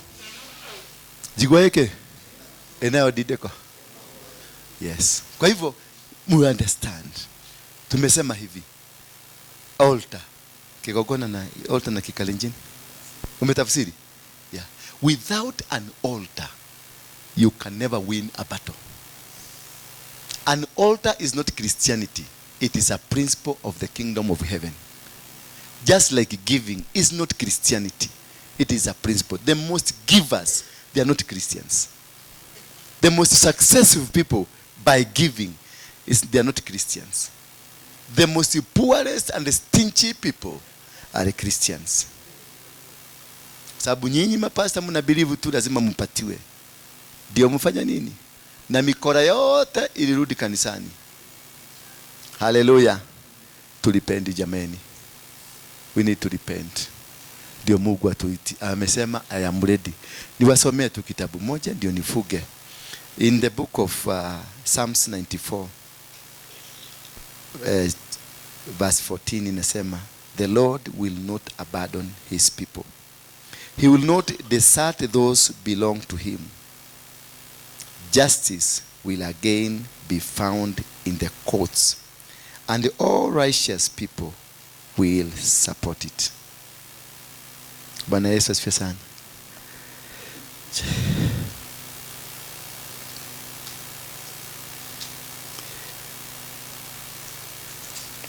I hope sijakosea uongozi, mnisamehe tu. For the Lord will not cast off his people, nor will he forsake his inheritance, but judgment will return to the righteous, and all the upright in heart will follow it. All the what? The upright in heart will follow it. Who will rise up for me against the evildoers? Who will stand up for me against the workers of iniquity?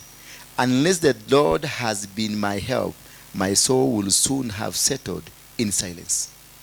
Where is that person? He's asking. Who will stand? Na aseme sasa nitapambana na evildoers.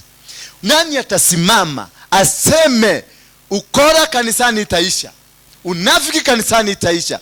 Who will open his mouth aseme I'm ready to lose my congregants lakini nitakase Mungu kamili? Who is ready? Who is ready? That is what God is asking. Who will? Anakuuliza ni nani? Who is ready? Who is ready to stand? The heaven is crying. The heaven is asking you. The heaven is ready. And he has said he has not abandoned you. He has not abandoned you. He is still with you. He only needs you to come back to where you belong so that you can receive the heavenly blessing. Bwana Yesu asifiwe sana. Hallelujah. In Psalms 145 verse 9, the Lord is good to all. He has compassion on all he has made. The Lord is good to all. And he has compassion for you and me. He has something to do with us. He's going to lift you. He's going to make you those better people. Wachungaji, let's lead makodoza wa Mungu kule kunafaa. Let's lead watu wa Mungu watajirike. Waambie kwenda biguni tunaanzia hapa. Lazima ukanyage hapa duniani ndio uende biguni. Hakuna mtu ako na mabawa, lakini lazima tukanyage hapa. Na utaulizwa, nilikupatia dominion ya hapa, nikakwambia subdue the earth. What did you do with what I gave you? Kama hautakuwa na reason, utaulizwa, si unakuja kusubua tu huko juu. Hata makosa mingi hatutaangaliwa usherati. Naona Mungu atatumia kriteria tu moja kukata. Atakuuliza uko na nini? Huko chini ulikuwa na nini? Naweza kusema unajua maisha ilikuwa gumu, economy ilikuwa baya. Na anakufungulia kitabu ya Genesis. Si nilikuambia usubdue? Si nilikupatia dominion? Ilikuja kuharibikia wapi? Bwana Yesu asifiwe sana. So utaambiwa hata kitabu ya usharati itafunguliwa, kitabu ya kuduga watu itafunguliwa. Ni hiyo tu kriteria. Mungu anasema wewe ni subua. Ukikuja huko juu utasubua watu yako. Matajiri. Bwana Yesu asifiwe sana. Wakati nilikuwa Mungike, kuna kijana alikuja kunihubiria, alikuwa na Bible na trosa imeraruka kidogo na kiatu imekaa hivi. Akakuja kunihubiria mahali tulikuwa tunatengeneza gari. Kwa sababu aliniona kwa mbali akajua ule ndiye nitahubiria, ndio at least nimhubirie. Akiokoka dunia yote itajua mioka. Akakuja, Bwana anasema wale hawataokoka watachomeka. Sasa anakuja amefuga macho, lakini naona akinichukulia na kajicho. Watachomeka. Sasa ni mimi alikuwa anasema nitachomeka. Akafika karibu, nikamwambia simama kidogo. Nilipomwambia simama kidogo, akatulia mara moja, akajua nimewin. Nikamuuliza, habari yako? Mzuri. Umeokoka? Yes, Yesu ni Bwana, ameniokoa. Najua anafuga macho hivi. Nikamuuliza, umekula? Akaniambia bado sijakula tangu jana. Kwa nini? Sijapata pesa. Nilirudi kwa mfuko nikampatia 3,000. Nikamwambia sasa hubiri. Maneno ikaisha. Nikamwambia enda ukule, alafu ukuje unihubirie. Alitoka hapo kama risasi. Akaenda kukula. Alipokula akakuta vijana hawkers, nimewatafuta, nikatuma kijana mmoja amfuate, angalia size yake. Tukamnunulia trouser 3, shati 3 na kiatu mpya. Nikamuuliza, bado nataka kuhubiri? Mungu akubariki. Mungu akubariki. Mtu wa Mungu, Mungu akubariki na kuongezea mingi. Nakumbuka alikuwa anakuja kusema nini? Nitachomeka. Sasa nikashindwa, ananiongezea mingi nikienda kuchomeka.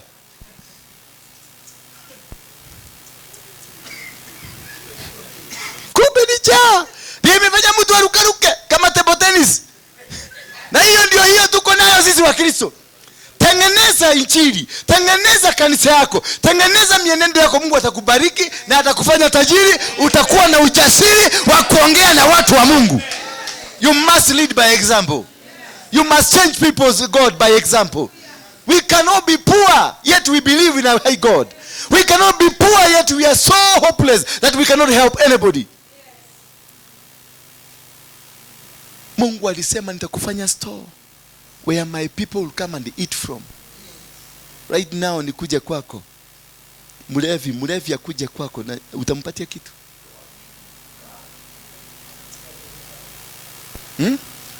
Na akikuja kanisani sasa unaambia security, toa hiyo mjiga hapo. Toa hiyo subua. Na amekujia pesa ya Mungu, kwa sababu hiyo sadaka si yako, ni pesa ya Mungu. Na inakuliwa na nani? Na mjane, na nani mwingine? Maskini. Na nani mwingine? Mayatima. Na akikuja kuchukua hiyo pesa unaita security. Wewe ndoeni hiyo mtu hapa, si mnaona analeta aibu. Alafu nafikiria kesho Mungu umefukuza mtu wa Mungu. Mungu atakupatia? Atapatia hawa wadugu wanaitwa Waislamu. Kila Friday utakuta kwenye msikiti Wakikuyu wengi, Waluya wengi, Wajaluo wengi wamepanga laini hapo kupewa pesa. Bwana asifiwe sana. Na sasa hiyo pastor anaendesha Prado ama anaendesha kigari na kimewekwa tint na cheska, hawezi karibiwa na bouncer. Haleluya. Mubarikiwe sana. Mubarikiwe sana. Kama ningeuliza wazee, wale katika kanisa, simameni tu. Wale wazee wa kanisa, uwe bishop, uwe pastor, lakini wewe ni mzee kabisa kuliko wengine wote. Watu wa miaka 50 kwenda 60 kwenda juu hivi wamekuwa kanisani miaka mingi.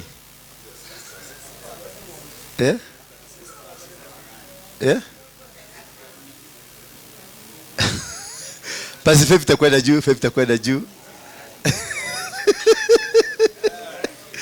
Sasa wazee, nyinyi ni wazee. Haleluya. Haleluya, nyinyi ni wazee. Hii maneno yote nimezungumza, mnaijua inaelekea wapi.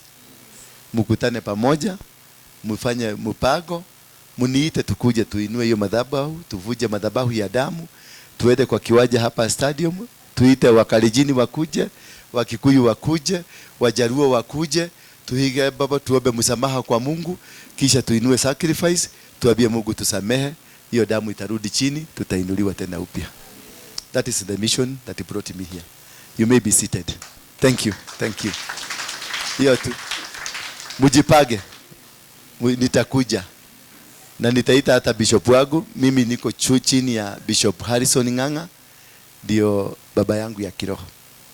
Bwana Yesu asifiwe sana. Na mkitaka hata yeye kuja naye nitakuja naye nitamwambia tudhi wito. Wakati kwetu nyumbani hapa tulikuwa na shida za kinyumbani. Tulikuja tukaenda mpaka home na ndio rafiki yangu. Na ni mtu anapenda watu. Bwana Yesu asifiwe sana. Hata mkitaka siku moja nimulete hapa muongee ama nyinyi mkuje tuende huko. Kesho Sunday tutakuwa na yeye kwa kanisa yangu, ninafungua kanisa huko Nairobi. Na ukipata afya ukikibia ukuje hapo. Kuja tu tufungue kanisa. Hata mimi nijisikie niko na kanisa. Na yangu mimi sitakagi watu wazuri. Please usikama ni mzuri usikuje. Usikuje. Mimi nataka wale watu wa Yesu. Najua si wale wabaya. Yesu hakukuja kwa wale wazuri. Kwa hivyo kama wewe ni mzuri usikuje kwangu, because my boss is Jesus Christ. Sitaki kumkosea.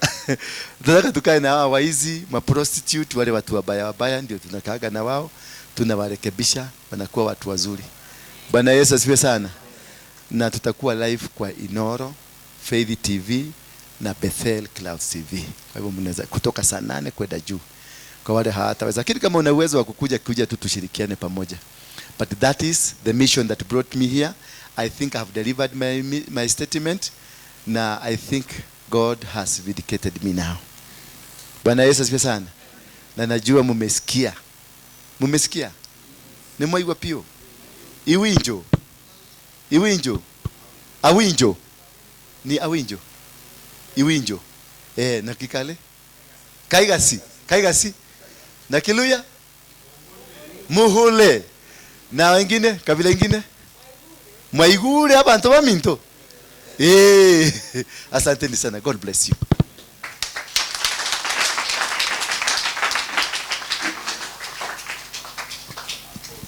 God bless you so much. Wangapi wamebarikiwa? Amen. Na nafikiria ni vizuri tuulize maswali 2-3. Jina la Bwana liinuliwe. Maswali inafungua watu kabisa. Si ni vizuri? Lakini tutachukua tu maswali 2-3. Nani ako na swali ambaye inachoma sana? Upande wote, hata upande ya nyuma, upande ya mbele. Swali. Anaweza kauliza apostle swali kwa hayo ambao tumenenewa. Ama tu hata kama ni ya maisha yake, ungetaka tu kumuuliza na ako hapa. Karibu mpatie.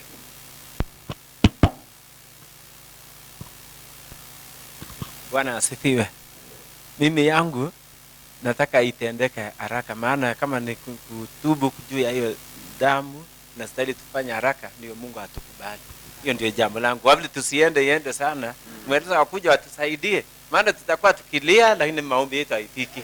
Sasa hiyo ndio ilikuwa jambo. Apostle, hiyo utajibu. Wanataka haraka. Ni kama anauliza ni lini. Kama si leo ni lini? Jina la Bwana liinuliwe. Nani yako na swali lingine?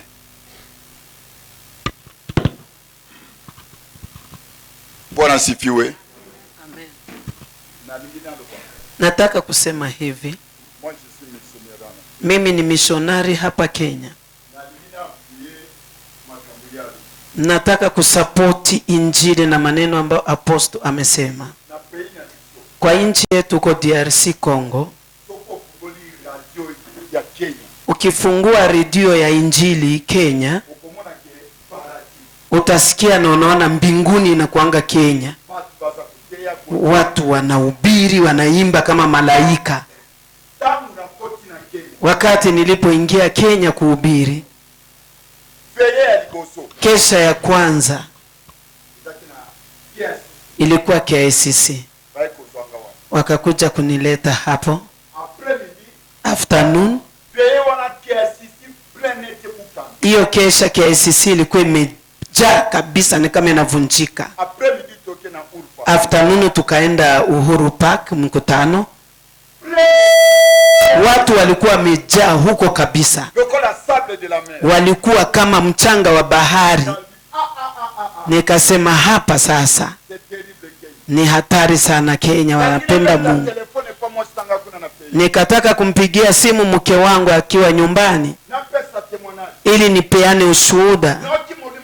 Nikasikia Roho Mtakatifu akaniambia, usishuhudie kuhusu Kenya sasa, enda upige magoti nikuoneshe Kenya iko aje. Nikaenda kwa magoti. Mungu, nioneshe kile kinaongoza Kenya. Shetani. Mungu akanionesha shetani yako hapo chini. Kitu ambacho Mungu anataka kufanya kazi ndani ya aposto, neno linasema hivi: wengi waliokuwa mbele watarejeshwa nyuma, na wale walio nyuma wataenda mbele. Kilio changu ni nini? Kanisa tuombee aposto Waruinge kabisa. Mimi nilimwambia ni mtoto wangu kiimani, lakini kitu ambacho Mungu anaweka ndani mwake ili amtumie sasa. Nimekaa na watumishi wakubwa wakubwa wote Kenya na tumetumika na wao Injili. Wote wamejaa na ushetani, wameshaacha Mungu cha ukweli wa ukweli. Ndio naona sasa Mungu anamuinua aposto Waruinge ili jambo jipya liinuke. Wapendwa, sisi ambao tunasikia ushuhuda ambayo Mungu anamtumia kusema saa hizi, wakati Mungu alionyesha pepo 4 ambazo zimeikalia Kenya, ndio hii ambao mtume aposto Waruinge anaongea sasa. Pepo ya kwanza ambayo imeikaa kama throne, madhabahu Kenya, Wahindi wanaabudu shetani na ng'ombe na nyoka. Wao ndio watajiri, mabosi wa Kenya, na wameikalia Kenya kabisa. Pepo ya pili, Roho Mtakatifu akaniambia kile ambacho kinaenda kudestroy Kenya, roho ya ukabila. Hiyo ni pepo mchafu ambayo imedestroy taifa. Hiyo ni giant demon ambayo lazima tuangushe. Pepo ya tatu, Roho Mungu akaniambia andika, madhabahu ya Injili Kenya imeikalia biashara kutafutana na pesa, sio nafsi za watu. Watumishi hawana tena hiyo compassion ya nafsi za watu kuangamia. Ili uone mtumishi wa Mungu lazima ufanye appointment na upeane pesa ukora. Hiyo ni biashara tupu, na kuuza vitambaa, kuuza maji kutoka Israeli na mafuta wanatoa kwa wachawi India, wanakuja kuuza. Hiyo ni shetani na lazima tumwangushe. Pepo ya 4 sasa mwisho. Msikize watumishi wa Mungu. Nilihubiri hiyo 1998 Nyeri, wakanipiganisha. Nikaambia mke wangu, ambia mume wako hiyo mambo anaongea sio hapa Kenya. Tukaenda Isiolo 2000. Nikaambia watu pepo ya 4 Kenya ambayo inaenda sasa kutawala ni Waislamu ambao apostol anasema, na siku hiyo tukihubiri hakukuwa wa Somalia. Watu wakasema in Jesus name we cancel it, in Jesus name. Na leo kwa government wao ndio wadosi wetu, kwa jeshi wadosi wetu, kwa biashara hiyo ndio siseme. Kona ini ya Kenya wamechukua yote. Kanisa tumebaki kama vile apostol Waruinge amesema, kunena kwa lugha, parakata hivyo, sio hata ya Roho Mtakatifu. Apostol, jitie nguvu. Nisema endelea kwa magoti, kemea watu wote waongo kando kando yako, wasizime hiyo nyota, wasije wakwazima, wanakuja na sio Roho Mtakatifu. Wanaona uko na roho ya kusaidia, sasa wanakuja. Tumuombe apostol, Mungu amulinde kile kitu uvuvio ambao iko ndani mwake, na ukombozi wa Kenya, ya Afrika, na Mungu awabariki. Tumusapoti wote kwa jina la Yesu. Mose na Katema na Bo, tupigie makofi. Nafikiria ndugu yetu ilikuwa kuongeza nguvu. Bwana wetu asifiwe. Bado maswali ni matatu. Ndugu Gekonyo, wachoshoa Gekonyo, alafu tachukua na hiyo na ya dada mmoja. Asante, karibu hapa kwetu Molo Apostle. Mimi ni mmoja wa wale ambao walikuwa pale Yerusalemu, ambao wakati ambapo Sauli alibadilishwa na kuwa Paulo hawakuamini. Leo nilikuja tu kukuona huyu Ndura, mimi nasikiaka, lakini tumekutana na wewe mara moja pale kule Soi, mlikuwa mmekuja mazishi kwa mzee Kemani. Kati huo ndilo nilikuwa na mara ya kwanza, na leo nimekusikiza. Leo nilikuja tu kusikiza ili nijue huyu mtu amebadilika ama ni yule uchachali ama ni nini hii. Lakini wakati ambapo nimekaa hapa, Roho Mtakatifu ameninenea na akaniambia don't be judgmental. Kwa hivyo nataka kusema ya kwamba, na niliambia mtumishi mwenzangu Kemodo hapa tukija, ya kwamba Mungu ndiye hubadilisha, sisi sio sisi, ni Mungu. Kwa hivyo tumeshukuru kwa sababu ya yale umeyapitia, na pia vile ambavyo umekutana na wachungaji ambao sio waaminifu. Hiyo pia imenishangaza. Kwa hivyo lazima pia wachungaji tuwe makini sana katika ufalme huu wa Mungu na yale ambayo tunayaona. Kwa hivyo mimi nakukaribisha Molo pamoja na wachungaji wengine ili tuweze kuvunja hayo madhabahu. Wewe mwenyewe ulianzisha na wewe mwenyewe ndio utakuja kuyabomoa, tukiwa pamoja tukikusaidia ili Molo yetu iweze kufunguka. Asante ndugu yetu. Mimi kwangu moyo wangu umefunguka, na kuna kitu ambacho nimeona sikuwa nimekiona. Vile nimesikia na vile umeendelea, nimeona ya kwamba kuna kitu ambacho Mungu ameweka mbele yako. Asante sana. Amen, amen. Asante Konyo, wachochoe Konyo. Pale palikuwa na mkono pale nyuma. Alafu tupate huyu mtu wa Ingo mmoja. Alafu na ndugu wetu hapa. Habari zenu? Mzuri. Majina yangu naitwa Mistariri kutoka Rubabon. Nimekuja hapa, nimefurahia sana kusikia askofu amesema, na nikafurahishwa sana na hiyo maneno amesema mambo ya mimi ama business Elbagon. Mimi nafanya biashara, nimekaa kwa muda mwingi katika Elbagon. Hivyo amesema mambo ya shetani ukalia katika biashara zetu. Nimeona ni kitu ya maana sana katika biashara zetu. Ni watu wengi wameanza biashara na wakaenda na wakaisha, na biashara ikasaurika katika Molo County. Kitu kingine nimefurahishwa na askofu ni kusema mambo ya makanisa kama sisi wa Kristo. tunaomba kibali kutoka kwa Mungu juu kimoja hizi tunafuata neno la Mungu na wengine wajui mahali mtu ametoka na ameenda wapi, lakini nimefurahishwa sana na hiyo maono yake. Nimesema kwamba Mungu ambariki sana.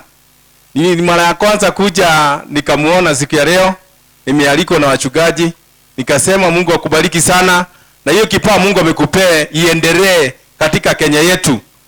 Kama katika Irubawan tumejaa watu wengi hapa na Molo, na nimeambia Mungu akubariki sana, akufungulie baraka. Hata ukifungua kanisa hapa Molo County itakuwa baraka kwetu. Sisi tutakuja na ufanye counseling wazee. Sisi wazee tumepotea sana katika wazee, wamekufa juu ya stress. Sisi wanaume wamekufa juu ya stress. Kila mizigo wanaekelewa katika familia, wengine wamejisahau, hata wengine wamefika mwisho, wanashindwa watapotelea wapi. Tunaona wamama wanaongea mambo mingi, lakini sisi wazee tumefinywa, tumeenda kwa kona. Mungu ambariki sana. Thank you. Amen. Hata hiyo apostle tajibu kwa nini wazee wamefinywa, ni madhabahu tuja. Unajua tunaweza kuwa tumewachilia wamama madhabahu. Iwe ni kama ile kanisa ya Yesu, wamama ndio walikuwa mbele, wazee walikuwa nyuma. Si ndio? Na ametaja tena mambo ya biashara. Na hata tu makanisa hapa zimefunga macho. Makanisa zimefunga macho. Kanisa ikifika watu 200 lazima ikatike. Ikifika 200, mtu mwenye akona neema sana 300 na watoto ni 150. Inakatika. Bwana asifiwe. Amen. Hata hiyo tatuangalilia. Haya, hapa kulikuwa na Bernard Mayoyo. Yes, Bwana Yesu asifiwe. Kwanza nashukuru mkutano huu wa siku ya leo na Bwana Waruinge. Ni Ndura Waruinge? Ni Ndura ama Ndura? Ndura. Nafikiri nimefurahi sana kukuona.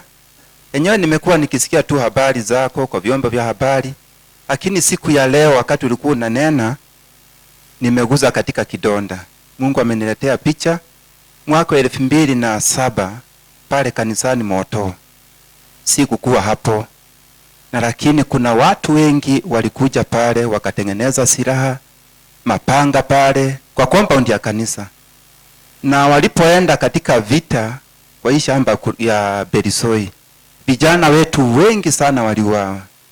Kwa hivyo jambo kama hilo ambalo nimesema madhabahu yavunjwe, kwa hakika hata imeguza mimi, na Mungu amenikumbusha tu saa hizi, na nikaona nisiweze kunyamaza, kwa sababu watu walitoka katika mahali ambapo pamebarikiwa, wanatengeneza vita kwenda kudhulumiana, kutoa damu, lakini bahati mbaya wengi wao ndio waliweza kupoteza maisha.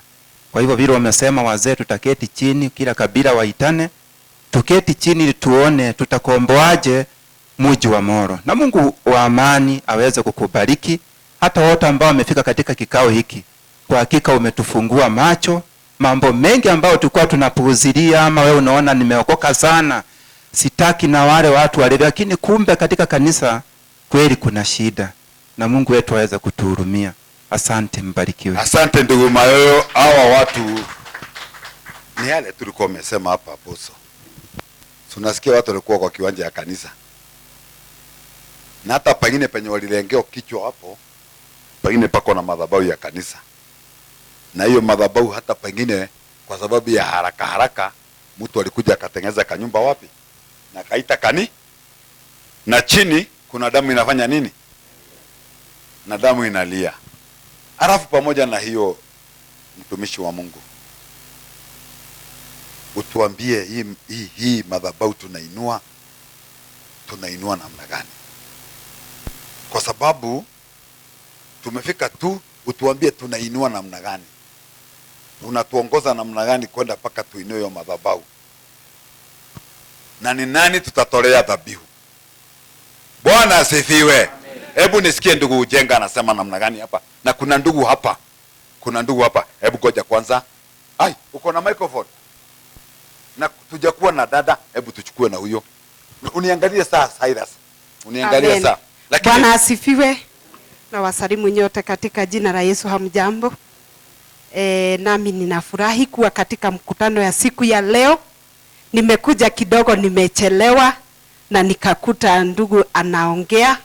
Nilikuwa naangalia hivi nasema, that face is familiar. Kwani nilikuwa nimeiona wapi? Alafu all of a sudden nikaona hiyo smile, nikaona oyo ti Ndura. Guy. Sasa karibu nitoke, juu sikuwa nimejua kama ni yeye. And then akakonfirm. Na imekuwa surprise. Sasa nikakuwa keen zaidi, nikataka kujua kenye amekuja kwa sababu yake. Na amenena maneno mengi na mazuri kuhusu madhabahu. Na kuna jambo moja ambalo limeniguza sana, na nikasema hata mimi nitacomment kuhusu hiyo, na najua tumekuwa tukichukulia tu kama kawaida. Amenena kuhusu LGBTQ. Na hii LGBTQ, hii mambo ya watu kuoana. Kama ni wasichana, anaoana kwa wasichana, wanaume kwa wanaume. Hilo ni jambo sisi kama wazazi tunachukulia ni kana kwamba ni ya wazungu, ni ya huko, na haiko hapa kwetu. Na kusema kweli, hili jambo hata linaanza katika mashule, katika shule za upili na hata universities. Wewe hujui ni nini mbaya inaendelea na mtoto wako, lakini akija nyumbani hataki kuoa, hataki kuolewa. In fact hata kuna msemo wanasema kwamba marriage is a scam. Hawaamini katika marriage. Na hata katika marriage zetu vile zinaendelea kubreak kila siku, unakuta watu wameachana. Imefanya hata watoto wetu hawatamani kuwa katika ile mambo ya ndoa. Na hilo jambo ni madhabahu ambayo tunapaswa kuvunja, ili watoto wetu kwa sababu kama hakungekuwa na hali ya ndoa, wao wangezaliwa na kina nani? Kwa hivyo tusiseme inafanyika huko. Ama witness. Mimi nilienda pahali kukula lunch, hata nilishia na mume wangu, na ni hapa Molo. Watu wakakuja, kijana akakuja akaitisha, mwingine tena akakuja, and then wakabook room. Nikiona hivi nilipotea na miguu, ndorire na maguru, ona ndiarire rangi hiyo. Nilishangaa kwamba inafanyika. Kwa hivyo tusiseme nina huko nje, inafanyika hapa, na tuombe ndoa zetu ziweze kudumu na tuvunje madhabahu ya LGBTQ. Bwana wabariki.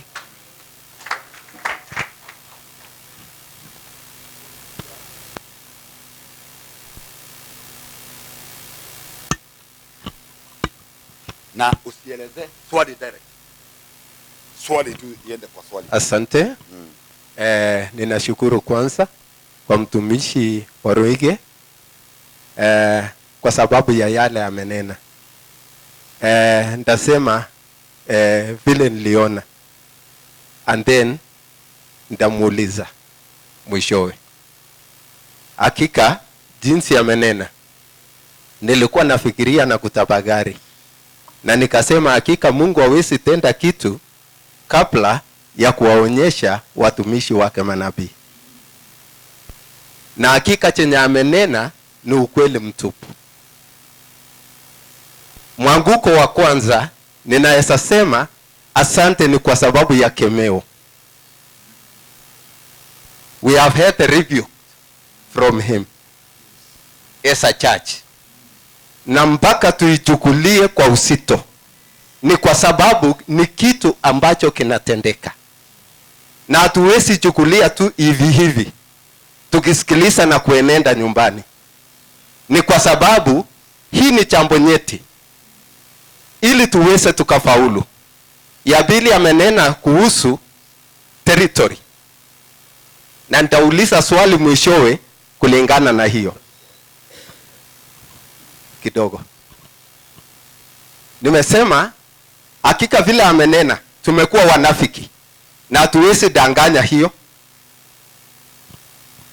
Kuna mambo mengi ambayo tumeona ambapo alipokuwa akinena tulikuwa tukisahihisha, na ninajua mwenyewe. Asante ni kwa sababu mahali umepitishwa, ulikuwa unaandaliwa ni kwa ajili ya huduma ulioko mbele ndani ya kanisa la Kristo. Hakika Mungu ashindwi, lakini ni sisi ndio tumeleta unyonge. Ilhali kwa upande huu tumepewa mamlaka tuweze tukashinda nguvu ya giza. Lakini kuona hayo ni kitu ambacho kinahuzunisha. Ninaweza sema aliandaliwa kama vile Paulo alipitia majungu, na mwishowe akawa mhubiri wa dhamana, na akawa ni wa dhamana mbele za Mungu. Swali ni hili: kwa sababu tulipewa tukatawale na tuweze tukashinda na kueneza Injili, na hakika umeandaliwa, umepitishwa pale mpaka umeelimishwa ya kwamba jinsi wale watu wanachukua territory na vile wanaeneza. Ninauliza nikisema, kama ni tayari na ni mapenzi ya Mungu, kama ulikuwa unaandaliwa, sisi tukiwa makanisa tofauti tofauti, tukiwa muungano wa wachungaji, tuweze tukarudi jini na tuombe, una mkakati yeyote ya kwamba utuunganishe? Maana umetuambia mengi kuhusu yale yaliyotendeka Kenya na chanzo chake, kuonyesha kwamba Molo ni katikati ama the center of what it is happening in Kenya. If it is so, then which means why you are being directed to come back to Molo? It means there is something the Lord is going to do in Molo, in Nakuru, and in Kenya. Amen. Amen. So, what are the plans that you have for this team, that we may go and acquire and take over this territory and the whole of Kenya? Amen. Nataka hivi sasa, wacha nielekeze ndio tu. Comment ni nzuri, si ndio? Hizo comments zinatolewa ni nzuri, lakini si to hit the nail on the, ulize kama ni A ama ni B ama ni C ili tunakiri. Lakini comment ni nzuri, inatia mtumishi wa Mungu nguvu, kwa sababu anajua hivyo. Lakini sasa umeshika swali ya huyo ndugu, tutanyakua namna gani? Tutashika namna gani? Swali tu direct, ndugu yangu. Bwana asifiwe.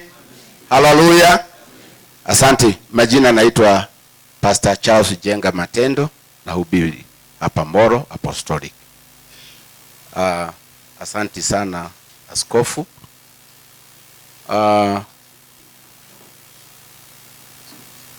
Kwanza niseme ni kweli kabisa kuhusu unafiki kanisani. That one is very true. Siwezi kuketi hapa bila kusema ya kwamba huo ni ukweli. Sisi tuko katika Pastors Fellowship hapa Molo, tunaita Moto. Na miongoni mwetu bado tuna vikundi tofauti tofauti kule ndani. Wengine wanachimba chairman, wengine wanachimba secretary, wengine wanachimba kama mimi nasimamia kitengo cha sheria katika fellowship yetu. Bado wengine wanauliza nilisomea wapi.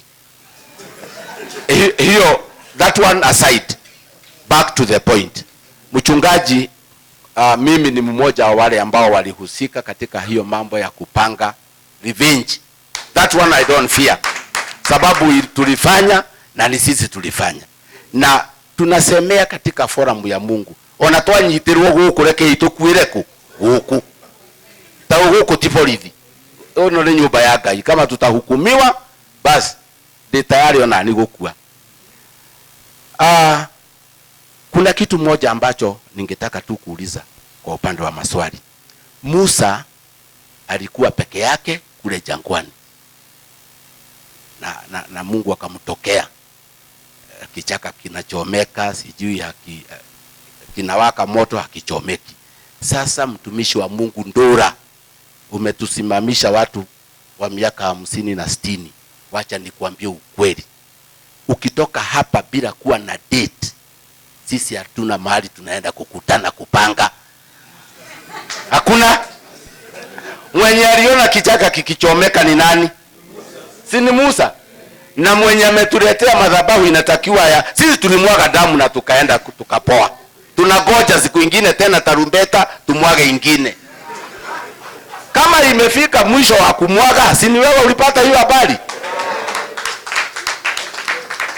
Ama ni nani mwingine? Sisi tumesimamisha tu kwa muda. Tukiitwa wakale watakuwa, kwani wakale wamebatizwa si wakale? Si ni wakale? Wakisii wameacha kuwa Wakisii? Si Wakikuyu ni Wakikuyu? Sasa hata wale wanasema tukiitwa tena tunatokea. Hata hawa wasafuria zinasema sasa tukiitwa tutatoka. Hawakuwa na sufuria mara ya kwanza.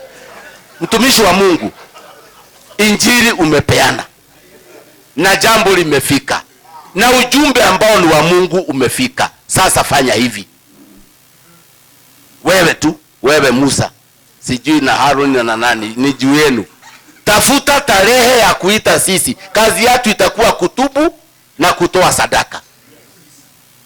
Sasa tarehe ni wewe. Sasa tukisema tarehe ati mimi na huyu sababu ni wa miaka 50, tutaweka tarehe gani? Stadium tutaitisha ya nini? Na tuna makanisa kwetu na kuna kiwanja na viwanja vyetu ndio mahali tulimwaga damu na chakula na nini. Sasa kazi ni kwako. Hakuna haja ya kuuliza huyu maswali. Wewe kuja na tarehe kama vile ulikuja na yale na ya leo. Amen. Hey, Bishop moja.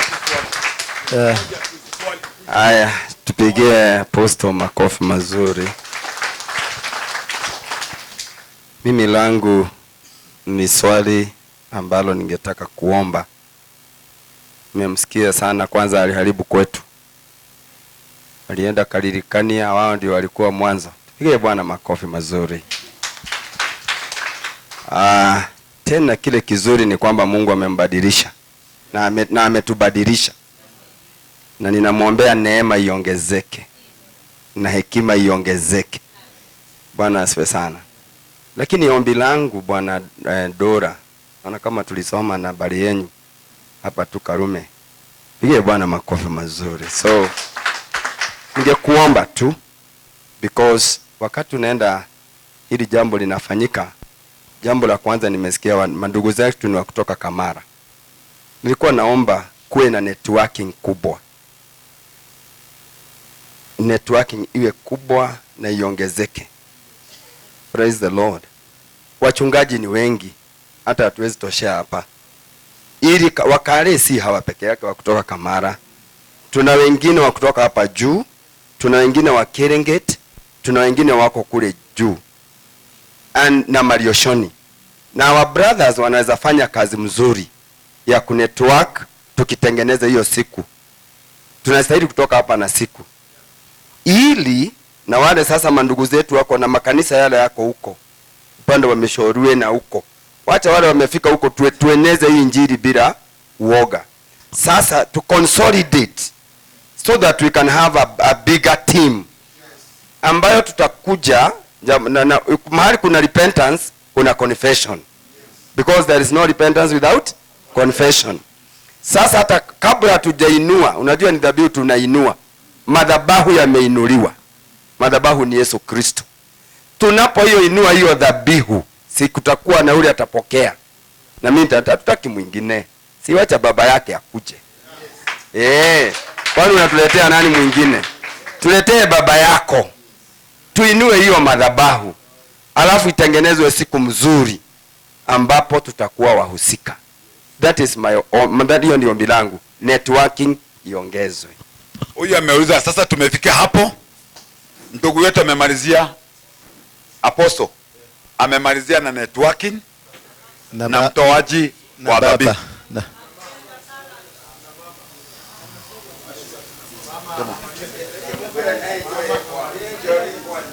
Awe wa mwisho. Awe wa mwisho. Swali mama. Mupatie tu mic. Bwana asifiwe. Kwa majina ni Damaris Njeri na nampenda Bwana kwa sababu alitagulia kunipenda. Apostle, Bwana akubariki, ni kwa sababu kwa kuongea kwako kuna mambo nimefafanukiwa ndani ya moyo wangu. Umeongea kuhusu agenda ya Waislamu, agenda yao imefaulu katika ufalme wa kiroho. ukaongea kuhusu agenda ya Freemasons. Hiyo nayo imefaulu ulimwengu wa kiroho. Sisi kama Wakristo ni kwa sababu wewe ni mtu Mungu amekupitishia mambo mengi, kama vile alipitishia Sauli ndio akaweza kuandika vitabu vyenye aliandika vyote. Na wewe kwa wakati huu Mungu amekuinua kiwango ati kuna siri tunatakikana tujue kama Wakristo, ndio agenda ambayo tutakuwa tukienenda nayo kwa maombi, nasi tuwe ni juu ya zile palme mbili ambazo zimesimama. Asante. Asante sana, asante sana. Thank you. Yeah? Nitoe kitabu ninaandikwa. Bwana Yesu asifiwe sana. Nipatie sauti kidogo. Haiende juu kabisa. Asante sana. Hata kwa comments peke yake zinasema mumesikia. Bwana Yesu asifiwe sana. Na mumesikia muko na kamwiba na kamwaduga vizuri. Na ni vizuri sana kushukuru Mungu kwa sababu ya kunitumia kuwafinya kidogo. Sasa mumesikia. Bwana Yesu, simunipigie makofi. Na uzuri yangu sasa, unajua hamwezi kunikuja kuniduka kisu.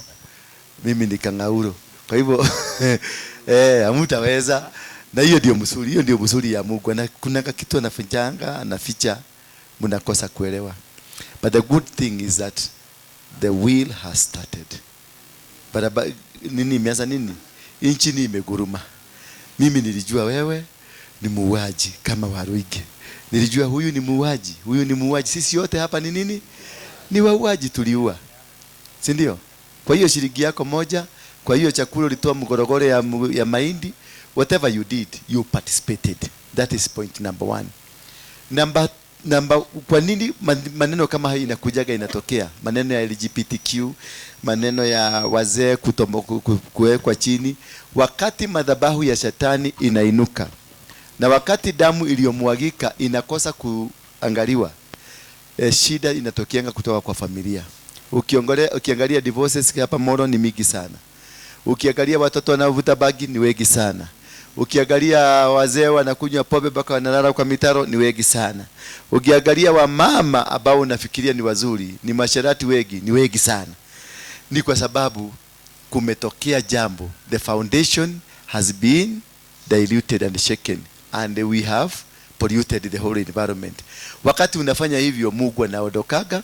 Tukisoma kitabu cha Judges 6 chapter number 1 inasema nao wana wa Israeli wakatenda mambo yaliyo maovu mbele ya macho ya Mungu, naye Mungu akawapatiana mikononi mwa Midiani miaka 7. Tukiulizana ukweli, tumepatiano hatujapatiano? Tumepatiano. Kwa hivyo this is a judgment. This is what? When God makes a decision over you, it is a judgment. And the judgment comes with years, a period. Aliwapatiana miaka 7 kwa mikononi ya nani? Ya Wamidiani. Naye mtu anaitwa Gideoni na timu walikuwa wanapigana na Midia, wakisema Wamidiani ni wa shetani. Kama sasa ni Wakristo wa kisasa, mngekuwa nasema pepo ishidwe. Lakini soma line tena, turudie tena. Nao wana wa Israeli, turudie hivyo. Nao wana wa Israeli wakatenda maovu mbele ya macho ya Mungu, naye Mungu akachukua Wamidiani na wana wa Israeli, akainua wana wa Israeli akawapatiana kwenye mikono ya Wamidiani. Wamidiani ni wa shetani ama Wamidiani ni wa Mungu? Halo? Wamidiani ni wa shetani ama ni wa Mungu? Kwa hivyo ni marafiki wa Mungu. Kwa hivyo ile shida tunapitia ni ya shetani ama ni rafiki ya Mungu?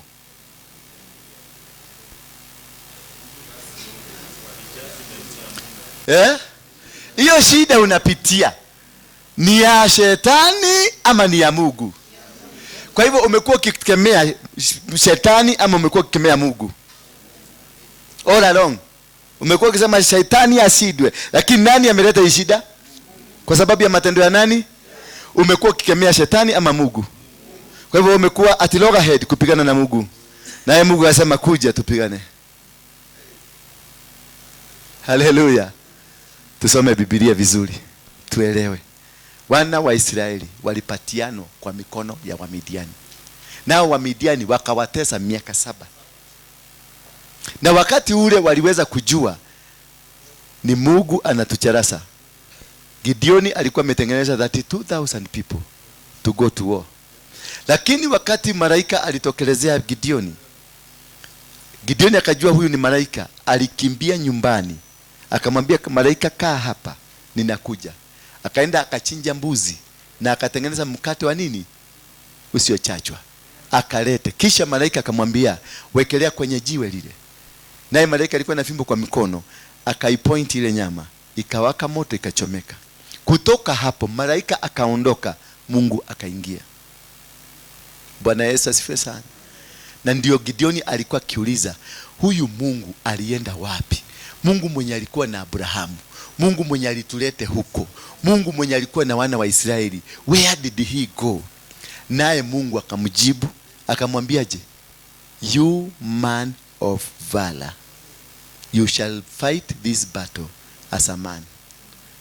Yeye alikuwa ametengeneza 32,000. Yeye alikuwa amejidharalisha. Yeye mwenyewe akaulizwa, utaenda kushinda? Akasema, mimi ni mdogo sana kwenye familia yetu, na katika ukoo wetu sisi ndio wadogo sana. Naye Mungu akamuita nani? You man of valor. Kwa hivyo wakati mwingine tumejiweka chini, lakini kule mbinguni tunajulikana kama watu wakubwa. Bwana Yesu asifiwe sana. Lakini ni nini kilimfungua macho? Wakati alijua huyu ni malaika, akainua dhabihu mbele ya malaika huyu, naye Mungu akakuja. Kwa hivyo tuangalie ni vipi tutafanya, turudi kwa Mungu, maana we are the greatest people. Mambo ya LGBTQ, hiyo ni kitu imetumwa deliberately, na si shule peke yake, baka mapasta, hata labda tuna 2 ama 3 hapa. Kanisa nyingi zimesponsiwa. Kanisa nyingi saizi zinajengwa na they are sponsored by LGBTQ. It is an agenda. Wakati Bibi Biden alikuja hapa Kenya, ndio majaji walikubalisha LGBTQ. Siku hiyo alifika, ndio walipitisha. Kisha akapatia Ruto 65 billion. Ilikuwa ya nini? It was a sacrifice. LGBTQ is spiritual. LGBTQ is what? It is spiritual. Kuna kakijana mlisikiwa ka DJ kanini kalikuwa kanarukaruka huko, kakasemekana. Mtu wa kwanza kutetea huyo kijana alikuwa ambassador wa Amerika. Bwana Yesu asifiwe sana. Kwa hivyo it is a global agenda. Na ni lazima hii vita hamwezi kuvipigana kwa Shetani asidwe, ni kuinua madhabahu. Ya pili, tumeangalia kanisa inafikaga watu 200 inarudi chini. That is a spirit of limitation. You can never grow. Hata biashara zote, supermarket inafunguliwagwa, inaenda chini. Inapanda, inafika, inaenda chini.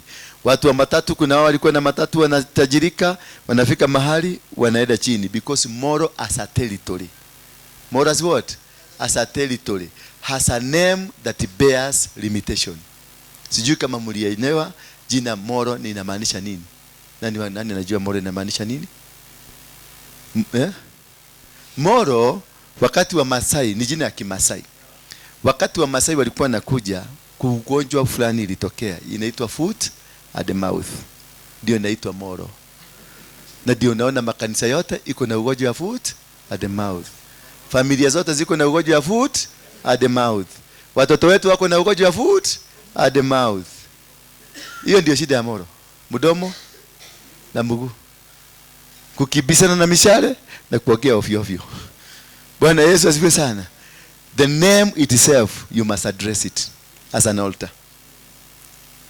Muchange jina kama Jabesu, mwende kwa Mungu, mwambie Mungu badilisha hii jina. Na mtoe dhabihu. Mtoke kwa foot at the mouth. Kanisa hii itazidi 200. Hata ukingangana, hata ukienda kwa Shakahora, utaenda kukufia huko. So the name of Molo, you need to address it. Another thing that you don't know, kuna kitu inaitagwa River Molo. Mnaijua? Hiyo inapeleka maji wapi? Yeah? Wapi? Inapeleka maji Lake Victoria. Maji ya Molo ndio ina connect na Nile. Kwa hivyo hata wa Egypt wanakunywa maji ya Molo. You are source of life in Egypt. naleta hiyo kutaka kuonyesha why has there been a battle of destiny ya Molo, because what you are fighting is a battle of destiny. Ukiuliza hawa Wakalenjin ni nini walikuwa natupigia, wewe ndio upage huko kupiga Wakalenjin, walikuwa wamekukosea na nini? Na ulipiga rafiki yako, na sasa hiyo Wakalenjin akakuwa ni adui. Why did you fight him? Why did you fight this man? It is the battle of destiny. When you are fighting a battle of destiny, you are not allowed to grow. Spirit of limitation inakuja, spirit of stagnation inakuja, because there is a territorial control. Na ndio naona nyinyi yote mumefika, mkifanywa quotation KRA ikikuja, mutapatikana nyinyi yote muko between 10 and 15 hapo nyinyi yote, because you are limited there. Yule mtu ameinuka hapa katajirika, unakuta baadaye miaka 5 miaka 6 anashik na watoto wake wote ni maskini. Sasa chugusa wale matajiri wote wamekuwa hapa Molo because of the territorial. Territorial is from the name, alafu sasa compounded by the altar of the blood ile mlimwaga. Sasa ikishikana hiyo yote mnakuwa watu wanayolaana. So to me, I recommend tufanye hiyo kazi the first week of August. That will be around 2nd ama ni 5th tarehe gani?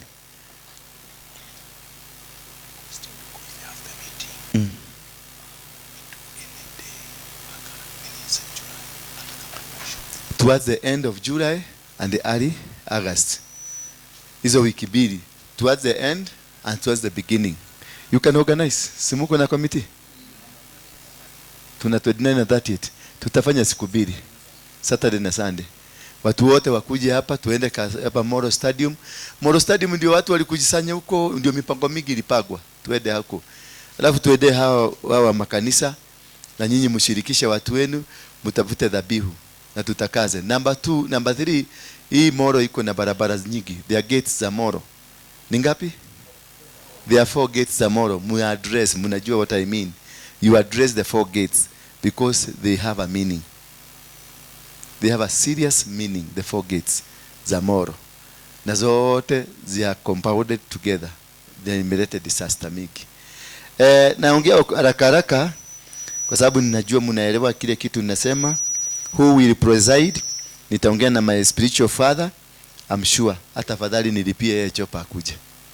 Najua ni msia yako na mambo mingi sana. Afadhali nitafute ndege chopa imulete hata kama ni 30 minutes, afanye kazi yake arudi kama itawezekana. We pray to God. Amen. Nimejibu maswali yote? I was very fast. Mnipigieni makofi. Therefore, I want to leave you at that. Na Mungu akinijalia nitarudi tena na tutaonana tena. Fanyeni networking as he has said. He was very right. We need all people. Na mtafute mpaka wale wazee kabisa, kwa sababu kuna matambiko ilifanywa na wazee wa Kikuyu na kuna matambiko ilifanywa na wazee hao. Lazima wakuje kwenye madhabahu watahikio hiyo kitu itoke. Bwana Yesu asifiwe sana. Lazima wakuje watoe, waseme tumecancel. Mliona juzi nilikuwa na Muranga. Nilipeleka wazee wa Maumau na nikaseleka wale walikuwa Maumau na wale walikuwa Gati. Kulikuwa na laana kati yao hiyo group mbili. Niliwapeleka Ihora Stadium, hawa wakacancel hii na hawa wakacancel hii. Sasa Muranga iko mzuri. Sasa mmesikia pombe imetulia, mashida zimetulia, hata Molo itachange. Bwana Yesu asifiwe sana. Simujipigie makofi. Na Mungu abariki. Sijui kama tuombe.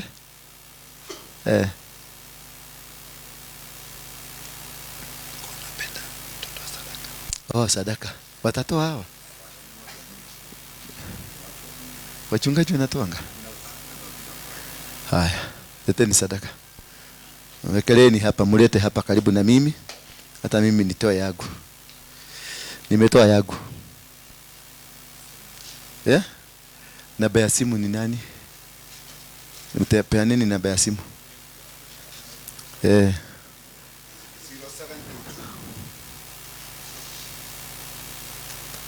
94 86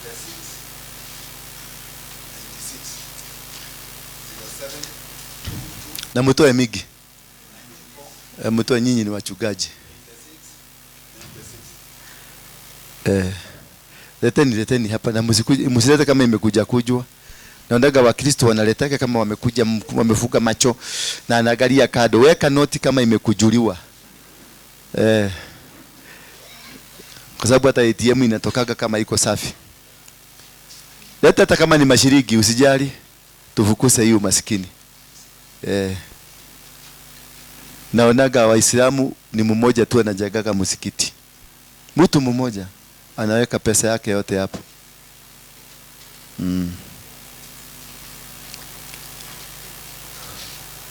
Thank you.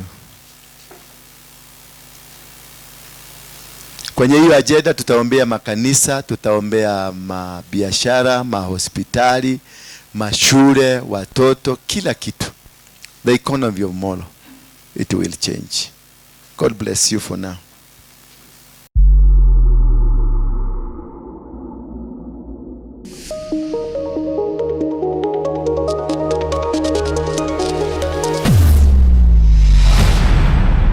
Bethel Clouds TV, empowering lives.